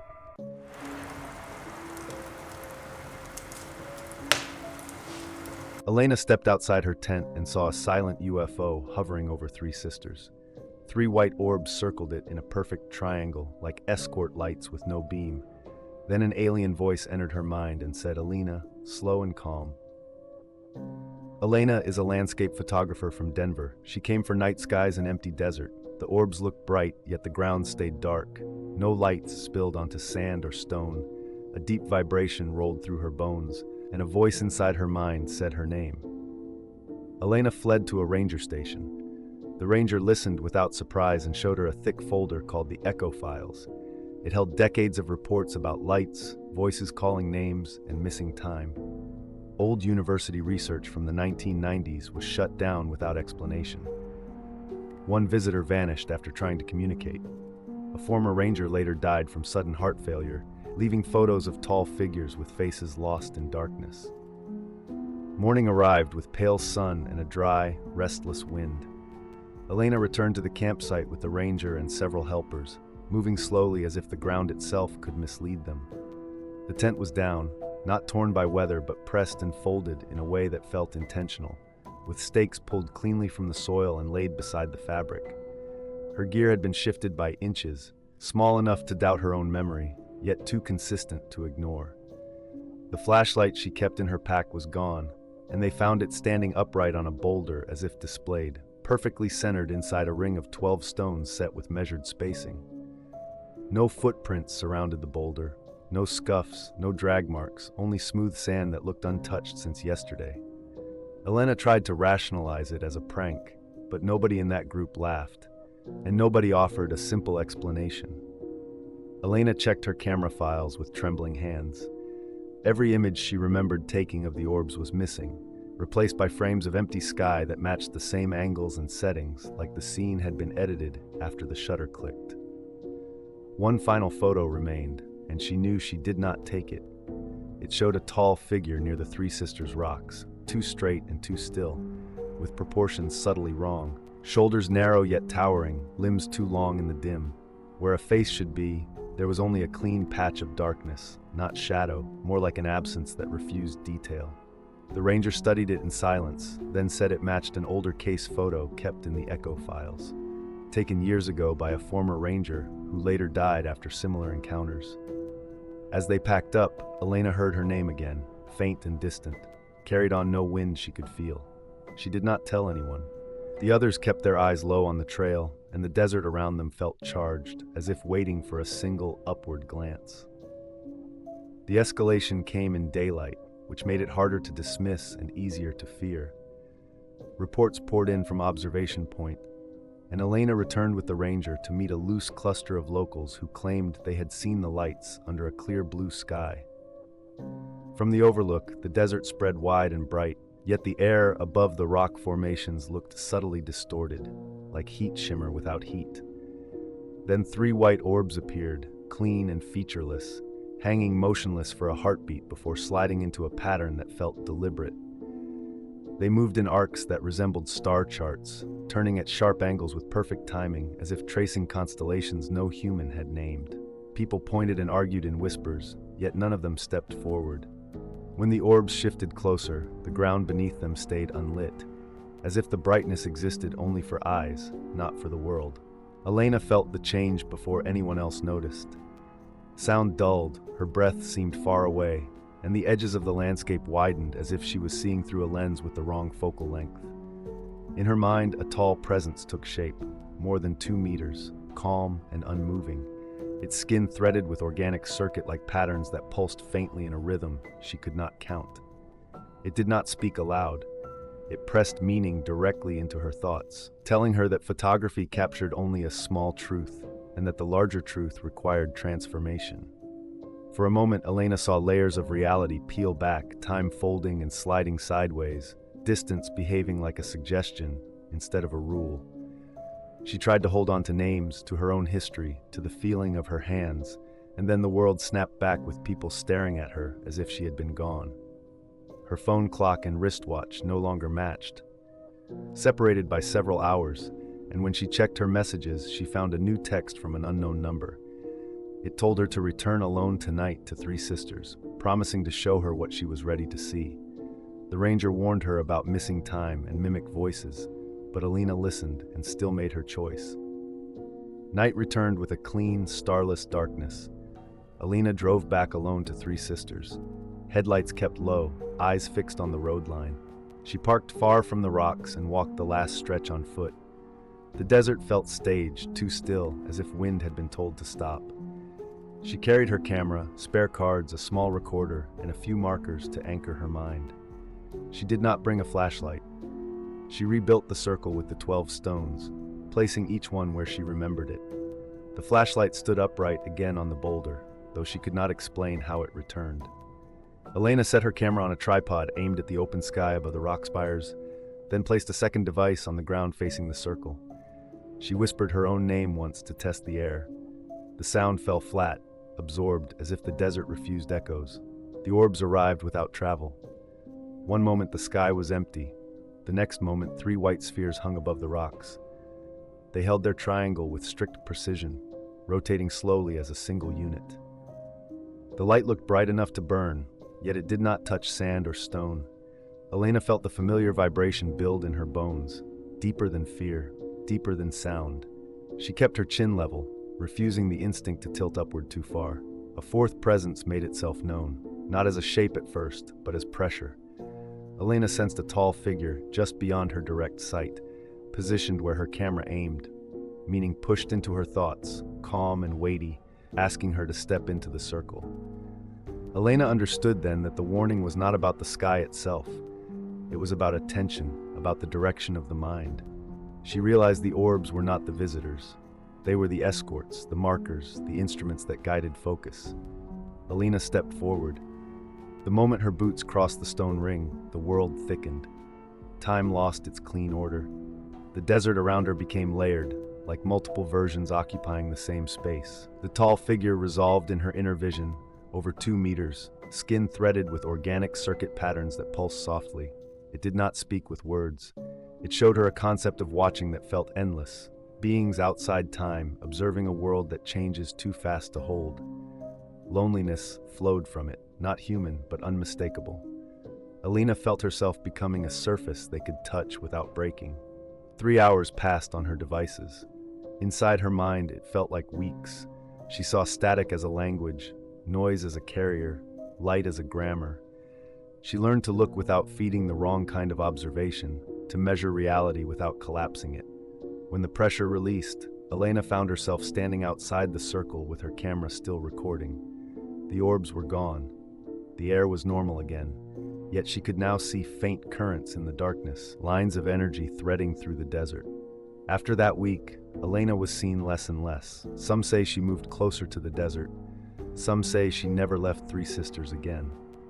The echo files kept growing, with new pages added quietly. If you think you know what took Elena, write your theory in the comments. Like and subscribe for the next report.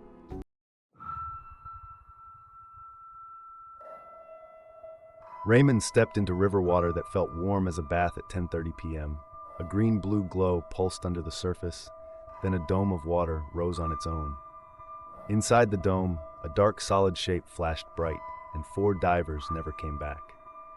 Raymond Cole is a park ranger in the Hudson Valley Preserve. He spends nights answering calls about lost hikers, illegal fires, and river accidents.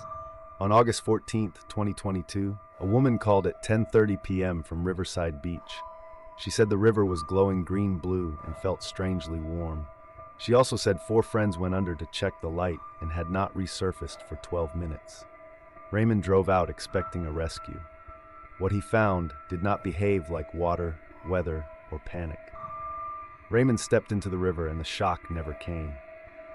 The water wrapped his calves with steady heat, too warm for midnight in August. Beneath the surface, green-blue light pulsed in slow breaths, bright enough to see but wrong in the way it refused to spread. His flashlight beam hit the glow and faded out as if swallowed. The humming started when he went deeper. It was not a sound in the air. It was a vibration inside his bones, a low engine note without an engine. He held his breath and dipped under to look. The riverbed should have been dark and ordinary. Instead, it looked sharpened, every pebble outlined by the glow, like the water was turning into glass. Raymond pushed forward with slow strokes. The warmth increased in pockets, then dropped, then rose again, as if the river had hidden vents. The hum pulsed in matching beats. In the glow, tiny particles drifted upward, not like silt, but like fine sparks moving against the current. He dove again and opened his eyes underwater. For a moment he saw a smooth, curved surface below him, too clean to be rock, reflecting the glow without reflecting him. It was there, then it seemed to slide away without displacement, like a shape rotating out of view. Raymond surfaced and called for the divers. No answer came back. No splash, no cough, no bubbles. The caller stood on the sand, staring at the same patch of water. The river changed shape in front of them. A dome rose straight up from the surface, about 20 feet across. The skin of water held taut and smooth, as if stretched over a frame. Inside the dome, a dark, solid mass sat fixed at the center, not floating like driftwood, not moving like an animal, but holding position like a machine. The mass flared from within with a bright, cold light. The dome lit for a single heartbeat, then collapsed inward without splash. The glow snapped off. The humming stopped like a switch. Ripples returned, ordinary and quiet. Raymond stood in the shallows with water dripping from his sleeves, waiting for the world to correct itself. It did not. He looked down and felt the river cooling slowly, like whatever warmed it had turned away. No rescue lights arrived. No sirens cut the trees. The caller tried her phone again and again, but the screen stayed unstable. Raymond chose not to leave the riverbank. He set his ranger truck headlights toward the water and started searching alone. He tied a rope to a tree and waded out and measured steps, testing depth, testing current. The warmth returned in thick bands, then vanished, then returned again, like the river was breathing. The humming came back faintly, and then strengthened until his teeth ached. Raymond dipped under and felt pressure push down from above, as if the surface was heavier than it should be. His fingers brushed something hard and curved that was not stone. When he tried to grab it, his hand slid off like it was coated.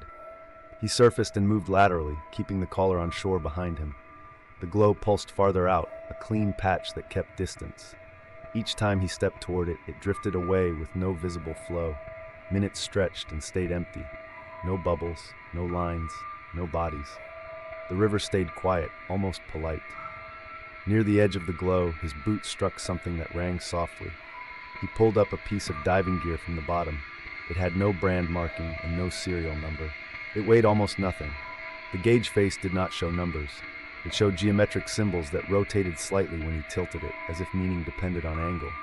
He found more equipment in the shallows, placed in neat positions like a display. A name label on one strap made his stomach drop. Raymond Cole. Another strap label matched the collar. Raymond stared at the gear until his eyes hurt. The river was not only taking people, it was preparing replacements. The caller stepped into the river as if pulled by a gentle hand. Raymond lunged and caught her wrist. Her skin felt slick and numb, and his grip slid as if he was holding wet glass. The humming deepened until it became a physical force. The glow brightened around her legs. A smooth, curved form rose just below the surface, shaping the water without breaking it. It looked like a door opening underwater. The collar slipped free of Raymond's grip without struggle. She lowered into the glow and vanished. There was no splash. The water sealed over her like nothing entered. Raymond stood alone on the sand with the gear at his feet.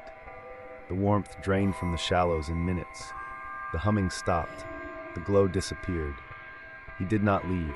He stayed on the riverbank and watched the current, waiting for it to breathe again. At 11:30, the river warmed in a single sweep from upstream to down. The humming returned, deeper and steadier. Green-blue light gathered under the surface in 3 clean points. The points locked into a perfect triangle. The triangle brightened, and the water stopped sounding like water. Air went still. Even insects seemed to pause. A massive triangular craft rose from beneath the river without churning it. Surface tension slid around its edges like fabric. The craft emerged in silence and held position half submerged, as if the river was supporting it. Behind a translucent veil inside the craft, Raymond saw human outlines standing still, faces turned toward him, present and distant at the same time. The message arrived directly in Raymond's mind, precise and overwhelming. Enter, learn, return, bridge. Raymond backed away, heart hammering, but the humming tightened around his skull like a ring. His thoughts slowed. The triangle glow crept closer to shore as if the craft was following without moving. He tried to run and his legs felt heavy, as if he was wading on dry sand. He tasted metal. He blinked and saw green-blue light behind his eyelids. Raymond stepped forward anyway, not from belief, but from pressure, from the sense that refusing was already included in the plan. Inside, the space was far larger than the exterior shape allowed. Corridors curved into rooms that felt endless. Surfaces shifted between metal and something organic. Knowledge arrived as structured images and sensations, not lectures. Reality as layers, time as a tool, consciousness as a direction. 7 hours passed outside. Inside, it felt like a lifetime. Raymond found himself back on the same riverbank minutes later, soaked and shaken. The craft was gone. The water was cold again. The dive gear in the shallows sat in new positions like it had been tidied. His phone had no missed calls, yet a single message waited from an unknown number. Uplink established. If you think the river chose Raymond on purpose, share your theory below, then hit like and subscribe so you do not miss the next report.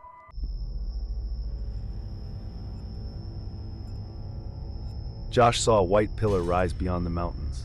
It looked solid, like a tower made of light. His autopilot died as the cockpit filled with glare. Then 42 minutes vanished from the recorder. Josh Rainier is a captain with 14 years flying. He knows Colorado skies and quiet mountain routes. On April 19, 2023, he flew. A Cessna Caravan carried passengers toward Durango. The weather stayed clean and calm at first. At 7:47 p.m., At 13,500 feet, Josh saw something that broke every rule he trusted. A vertical beam stood in the distance. It rose from ground to thin air. It did not flicker. It did not fade. It waited.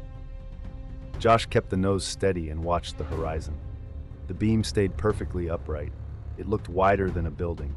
It looked narrower than a storm. It felt placed. As they closed within 10 miles, the plane changed. Autopilot clicked off by itself. No warning tone helped him. The controls turned heavy. The yoke resisted like thick syrup. Josh tried trim and power. The plane obeyed, but slowly. He felt drag with no wind. He felt pressure with no turbulence. The air looked clear, yet it felt crowded. Within 5 miles, instruments began to lie.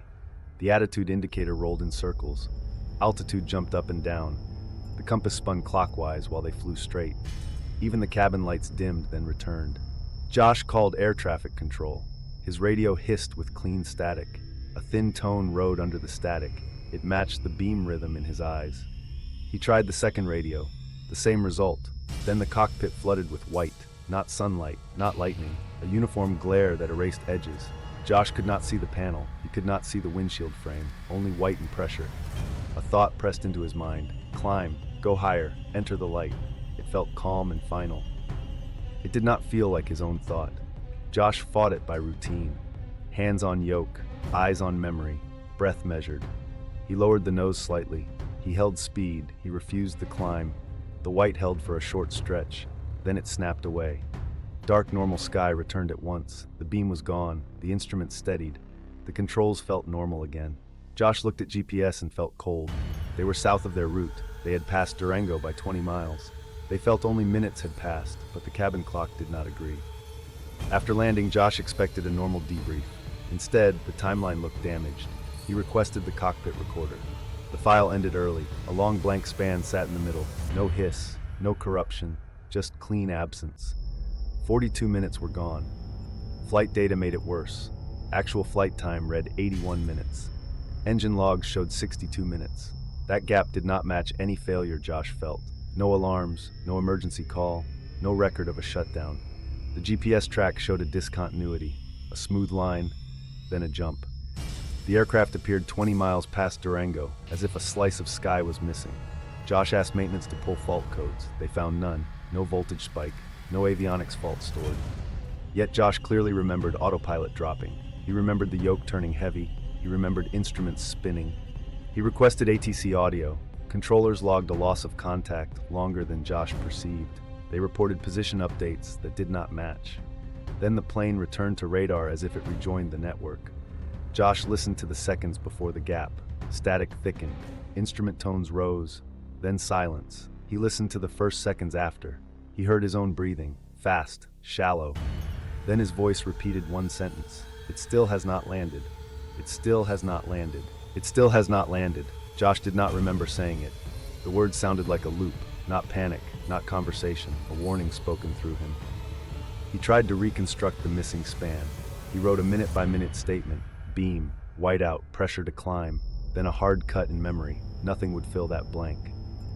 By the end of the day, Josh held one conclusion. The event was not a glitch. Something removed time from the record and left his voice behind as proof. Josh could not accept a blank span as the ending. He drove back into the mountains alone and followed the GPS line until roads turned to dirt. The valley felt sealed off. Radio stations would not hold. A thin tone kept riding under the static, steady enough to feel intentional. He found the ring where the forest seemed to avoid the center. Pines formed a loose circle. Their trunks were scorched on one side. The burn lines ran straight and vertical, like a flat wall of heat passed through. Inside the circle, bark looked wrong. Inner layers had melted and rehardened into a glass-like crust. The soil at the center was darkened and stubborn. Grass refused to grow. Josh set his phone to record and stepped into the ring. His ears popped. A soft pressure built behind his eyes. The humming returned, climbing into his jaw and teeth. He felt a brief nausea, like two motions disagreeing. A pale light bloomed above the ring. Then a smooth disc-shaped craft hovered 20 feet up. No seams, no windows, no exhaust. It did not drift. It did not land. Josh understood the sentence again. It still has not landed. A sheet of light dropped from the craft like liquid glass. It touched the soil without disturbing dust. The air inside the ring went too quiet. Insects stopped. Wind and branches seemed paused. Josh tried to step back and felt delayed, like moving through deep water. The sheet swept across him. Cold, intimate, a scan. His mouth would not form sound. His eyes kept returning to the craft. When the light passed his face, the pressure behind his eyes sharpened, then eased. Images formed inside his mind. Measurements, contours, points on a grid. The valley rendered as data, trees as markers, rock as geometry. Then his body reduced to a moving dot.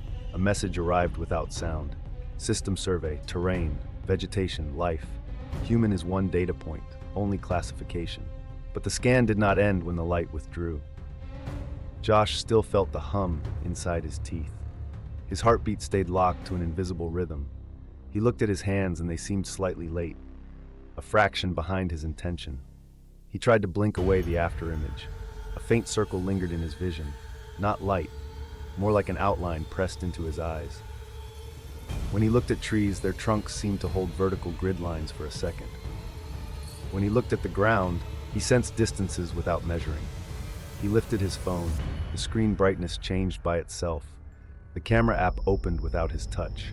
For a moment, the lens pointed upward. Josh forced it down and the hum tightened. He held the phone still until the hum softened again. He realized the craft had touched more than his body. It had left a rule inside him. Look, record, confirm. The disc remained hovering, silent. Then it vanished without travel, like deletion. Forest sound returned in a rush. Josh checked his phone. The timestamp jumped. His audio memo held a clean gap, then his own breathing, then the sentence again. It still has not landed. Josh stood at the ring edge, unsure how long he had been there. He felt watched, even with the sky empty. The hum faded, but the rhythm stayed.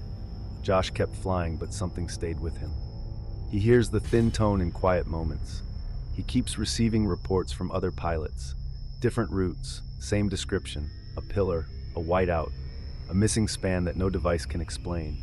Some nights, he wakes with the sentence on his tongue. It still has not landed. He does not know what it is waiting for. Tell me what you think happened in that missing span, then like and subscribe.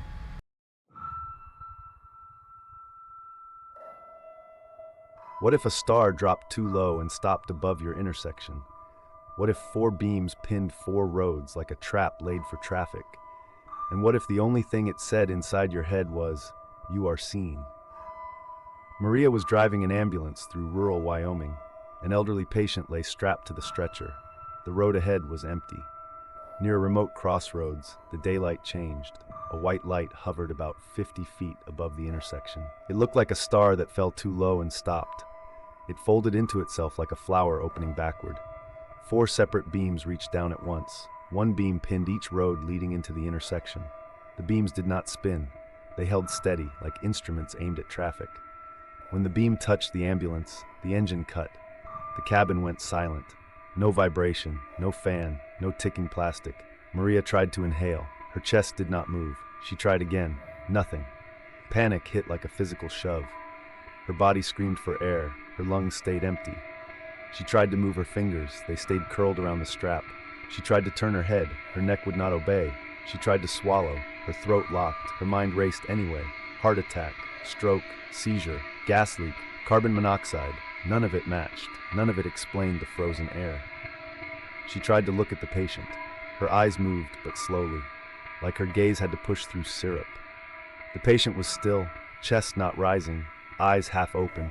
Maria felt a spike of guilt. If she could not breathe, neither could he. She tried to scream. No sound. Her jaw stayed shut. Her tongue felt like stone. The silence became unbearable. It was not just quiet, it was absence. No outside wind, no distant engine, no hum from wires, not even her own breath. Tears formed and did not fall. They clung to her lower lashes. She felt them, but could not blink them away. Her eyes burned. Her thoughts turned vicious. This is dying. This is how it happens, in a locked body, watching, unable to help. Then the voice arrived, not through the ears, inside the skull, calm, flat, certain. You are seen. The words made her panic worse. Seen by what? Seen from where? Seen for what reason?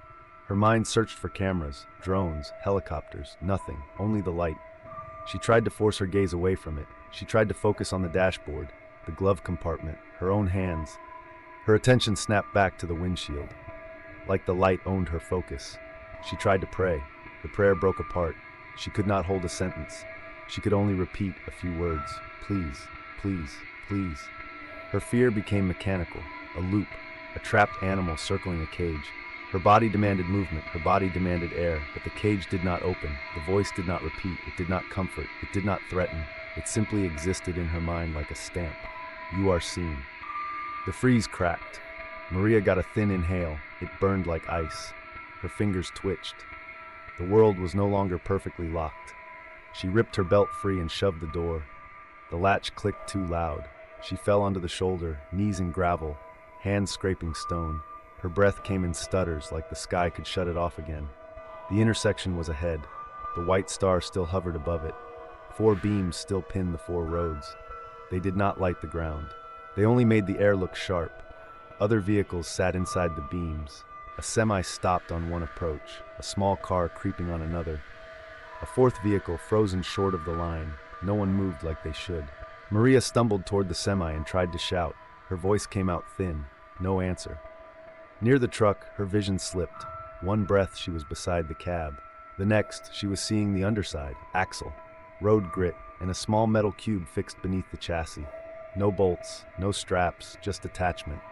She blinked and she was back on her feet. Her stomach lurched. The cube image stayed burning behind her eyes, like it had been stamped into her on purpose. Then time felt wrong.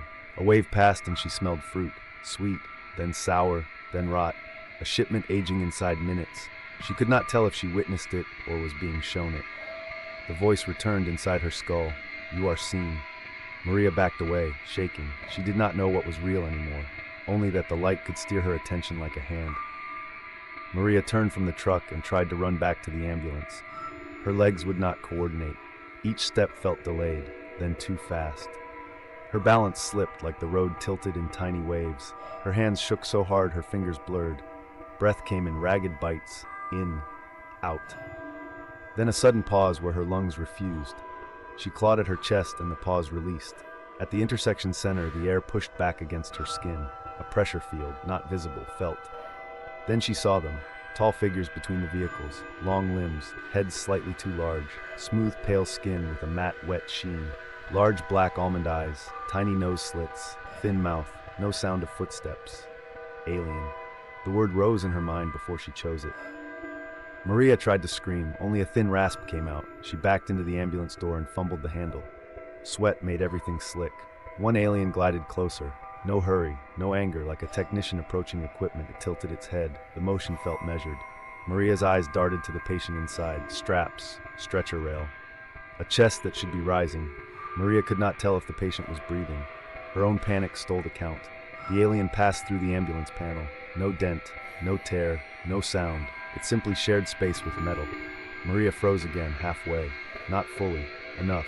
Muscles locked in partial failure. Jaw clenched. Tongue useless. The alien turned its face toward her. The black eyes did not blink. Maria felt her stomach drop so hard it hurt. Then the sensation hit. Not touch. Access. Her memories opened like drawers. Calls, faces, screams. The smell of antiseptic. A siren loop. A patient's hand going cold. Moments she tried to bury. She tried to shut the drawers. They opened wider. She tried to think of nothing. The nothing filled with images anyway. The voice returned inside her skull. You are seen. Maria felt stripped, catalogued, saved. She fought to move and managed inches. Her elbow scraped the doorframe. Pain proved she was still real.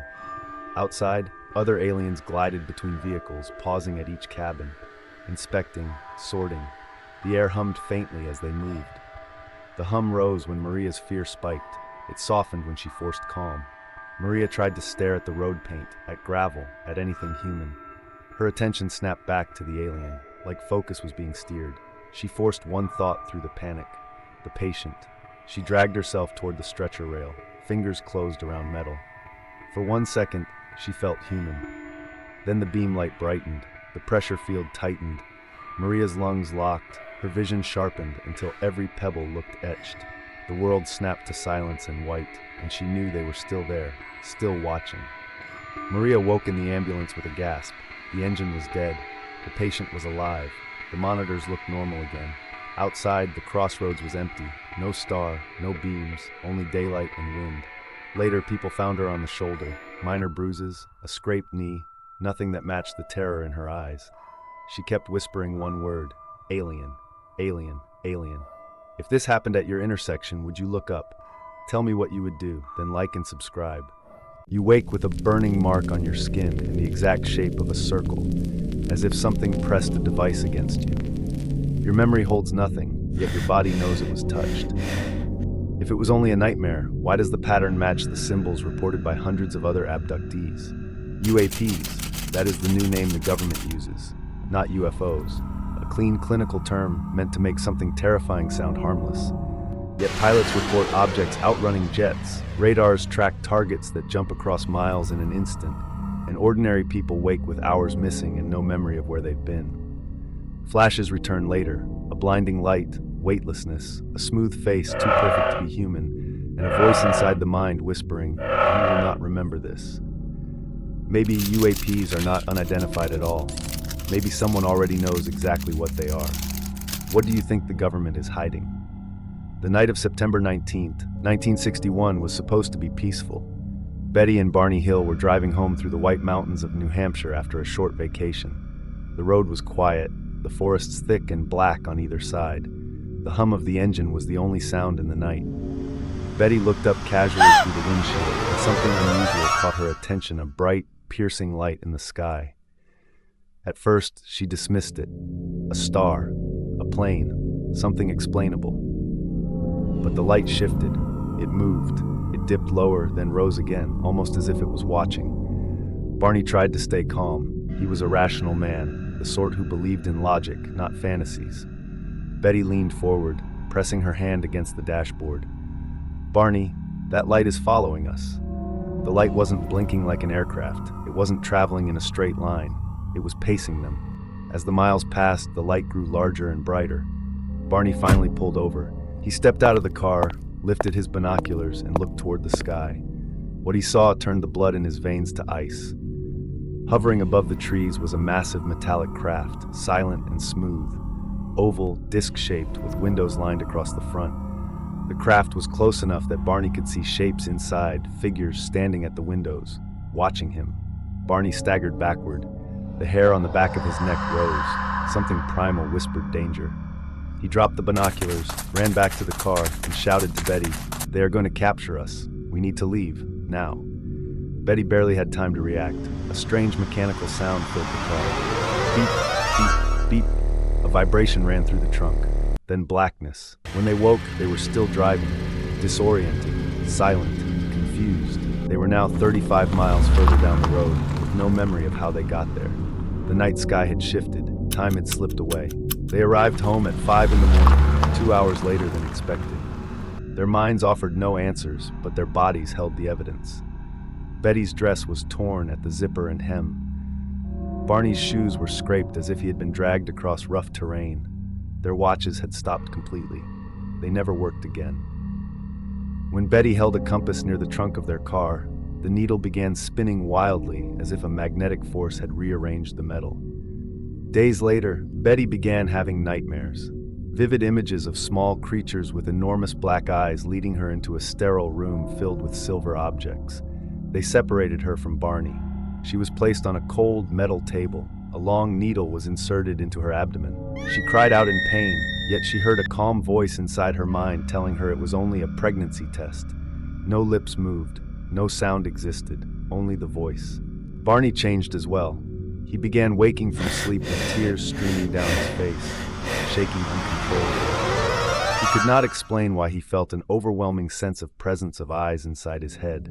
He would later describe the aliens' eyes as if they were pushing into his mind, looking through him rather than at him. Eventually, the emotional strain became unbearable. Barney began therapy and was referred to psychiatrist Dr. Benjamin Simon, a specialist in trauma and hypnosis. Over several months, the Hills underwent separate hypnotic regressions. They were never allowed to hear each other's sessions, never allowed to influence the narrative, yet what they described matched. Under hypnosis, Barney recalled being paralyzed and led toward the craft by small beings. They examined him, collected samples from his hair, skin, and bodily fluids. His voice shook as he described their faces, the enormous, A motionless island, the sense of helplessness that swallowed him. Betty described a similar experience.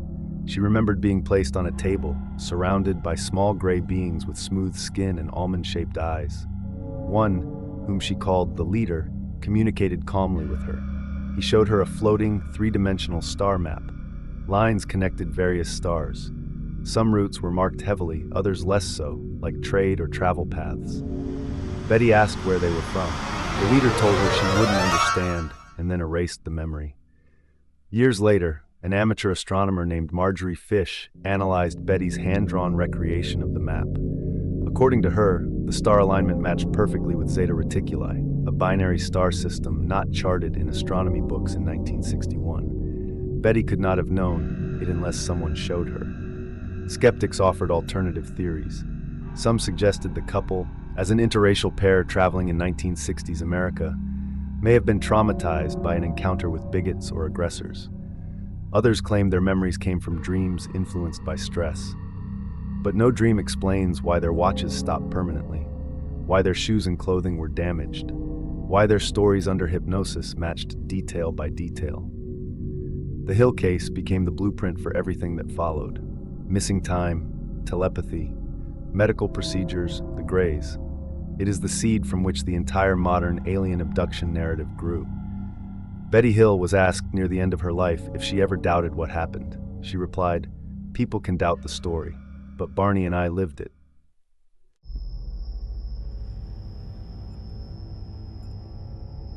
In Washington, D.C., Charlotte receives a sealed file marked Human Trials. The footage shows an alien standing beside a crashed UFO. The next page lists Charlotte as the new clearance holder. Charlotte works inside a quiet federal office. She audits black budget programs and writes compliance summaries. She believes paperwork cannot hide reality forever. The file begins with October 3rd, 2024. A UFO loses control above the Nevada desert. It falls fast and silent near Area 51. A lone alien exits the wrecked craft. It staggers on thin legs and scans the dark horizon. A patrol spotlight finds it before it can run. Recovery teams arrive within minutes. They seal the sand with floodlights. They sweep for debris and footprints. The UFO lies half buried and smoking. The alien stands near the torn hull. It sways, then steadies. It does not run. It watches the perimeter lights. Its eyes track each moving person. A patrol spotlight pins the alien. The alien freezes. A handler shouts simple commands. The alien tilts its head, almost curious. The first shot is not a bullet. It is a net. The net hits and tightens. The alien falls without a sound. No scream, no struggle. They move fast after that. A sealed stretcher rolls in. The alien is wrapped and locked. The stretcher is tagged as equipment. Engineers cut free major UFO panels. They label each piece. They pack them into foam crates. The crates are loaded under canvas. The convoy leaves before dawn. Trucks travel without headlights. Radios use coded bursts. Every mile marker is logged by hand. The craft enters a hangar below the runway. The doors close without echoes. The alien enters a white lab corridor. Initial tests begin immediately. Scanners sweep bone and tissue. Blood is drawn with robotic arms. Neural probes map unfamiliar rhythms. Engineers study the UFO core. They remove plates and fasteners. Some parts refuse to separate. Some parts feel warm and alive. Charlotte reads the earliest logs in DC. She sees the same line often. Subject shows no resistance. Subject maintains steady gaze. She flags that detail and requests raw footage. She wants uncut time codes. She wants badge scans and door logs. The first files arrive with gaps. Cameras jump forward without alerts. Badge scans repeat in perfect loops. Charlotte feels a cold certainty. She requests a field visit. The approval arrives too fast. It arrives within 1 hour. She books a flight that same morning. Charlotte enters the facility as an observer. She signs forms she cannot copy. She walks through doors with no labels. The air smells like metal. She watches the alien through thick glass. Its skin reflects light with wet sheen. Its chest rises with slow precision. Its eyes never blink. Staff speak softly near the room. They repeat the same phrases daily. They forget questions after answering. They move like synchronized clocks.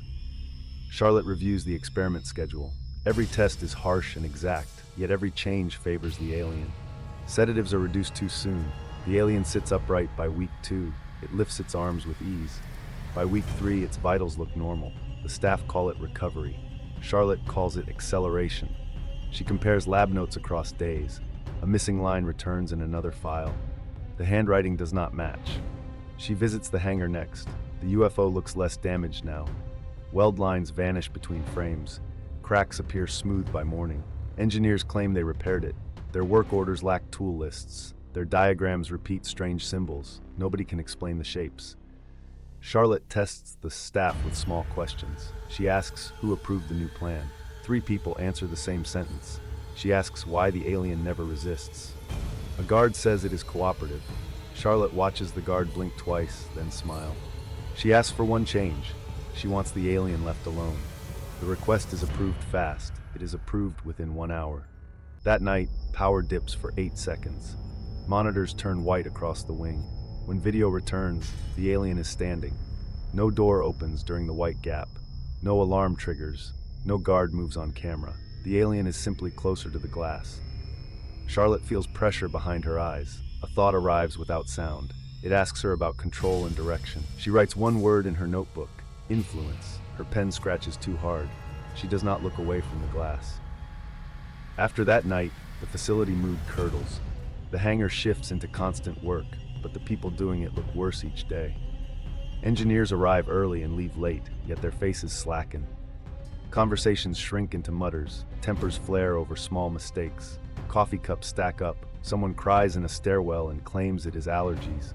Charlotte watches the symbols spread anyway. Not as neat rituals, but as absent-minded scribbles. The shapes appear on napkins, on whiteboards, on the edges of reports. They show up in the margins of her own drafts, even when she is sure she did not draw them. Nobody argues about what they mean anymore. People only say they cannot sleep. The UFO hum returns at irregular hours, low and clean, and it makes everyone irritable. Tools vibrate on benches. A metal tray creeps a few inches across a table. Fluorescent lights flicker, then stay dimmer than before. The hangar air feels heavier near the craft, like pressure at depth. Charlotte realizes the control is already in place. It is not marching orders, it is erosion. Attention pulled, mood dragged down, thinking narrowed, until people choose the same path because the alternatives feel exhausting. She sees it in meetings, in the way questions die on tongues, in the way everyone stops looking directly at the craft, yet keeps working on it. Observation windows extended, security rotations thinned. The official reason is efficiency. The real effect is access. Inside the lab, the alien walks now. It moves with slow economy and touches walls as if reading them. It pauses at corners, then turns its head as if listening to signals inside the building. The staff around it look hollowed out, more tired than afraid, as if their fear has been used up. Charlotte catches the truth before the next white screen. The craft is not being repaired by human insight. Humans are being guided into repairing it. The alien does not need to force them. It only needs to keep them worn down and focused. That same night, the sky changes early. Over the desert beyond the facility, lights appear high and steady. Not one matches any known aircraft. They arrive in groups and hold perfect positions. The hangar cameras catch their reflections on the UFO skin, sliding like cold stars across wet metal. Alarms should rise. Instead, the building sinks into a deeper quiet. People stop talking. Some sit down where they stand. A guard stares at a blank wall and breathes through his mouth. Charlotte walks into the hangar and stands close enough to feel the hum in her bones. The UFO surface looks seamless now, almost alive, and the symbols on the floor seem to point toward her shoes. A shadow touches her shoulder before she hears a step. She turns and sees the alien behind her, closer than the glass should allow. Its eyes hold her with calm precision. A long finger presses lightly against her forearm. The contact is cold, then warm, then numb. Charlotte cannot move at first. The hum drops out. In the silence, her pulse sounds loud and wrong. The alien does not speak aloud. Meaning arrives anyway, heavy and intimate, as if placed inside her body. The lights above the facility hold their formation, waiting. After that week, Charlotte is back in DC and looks almost normal. She stands at windows without blinking and rubs the spot on her forearm. Her phone fills with upward static photos she does not remember taking. When the city sky flickers with distant lights, her face goes blank. Share your theory below. Then hit like and subscribe so you do not miss the next report.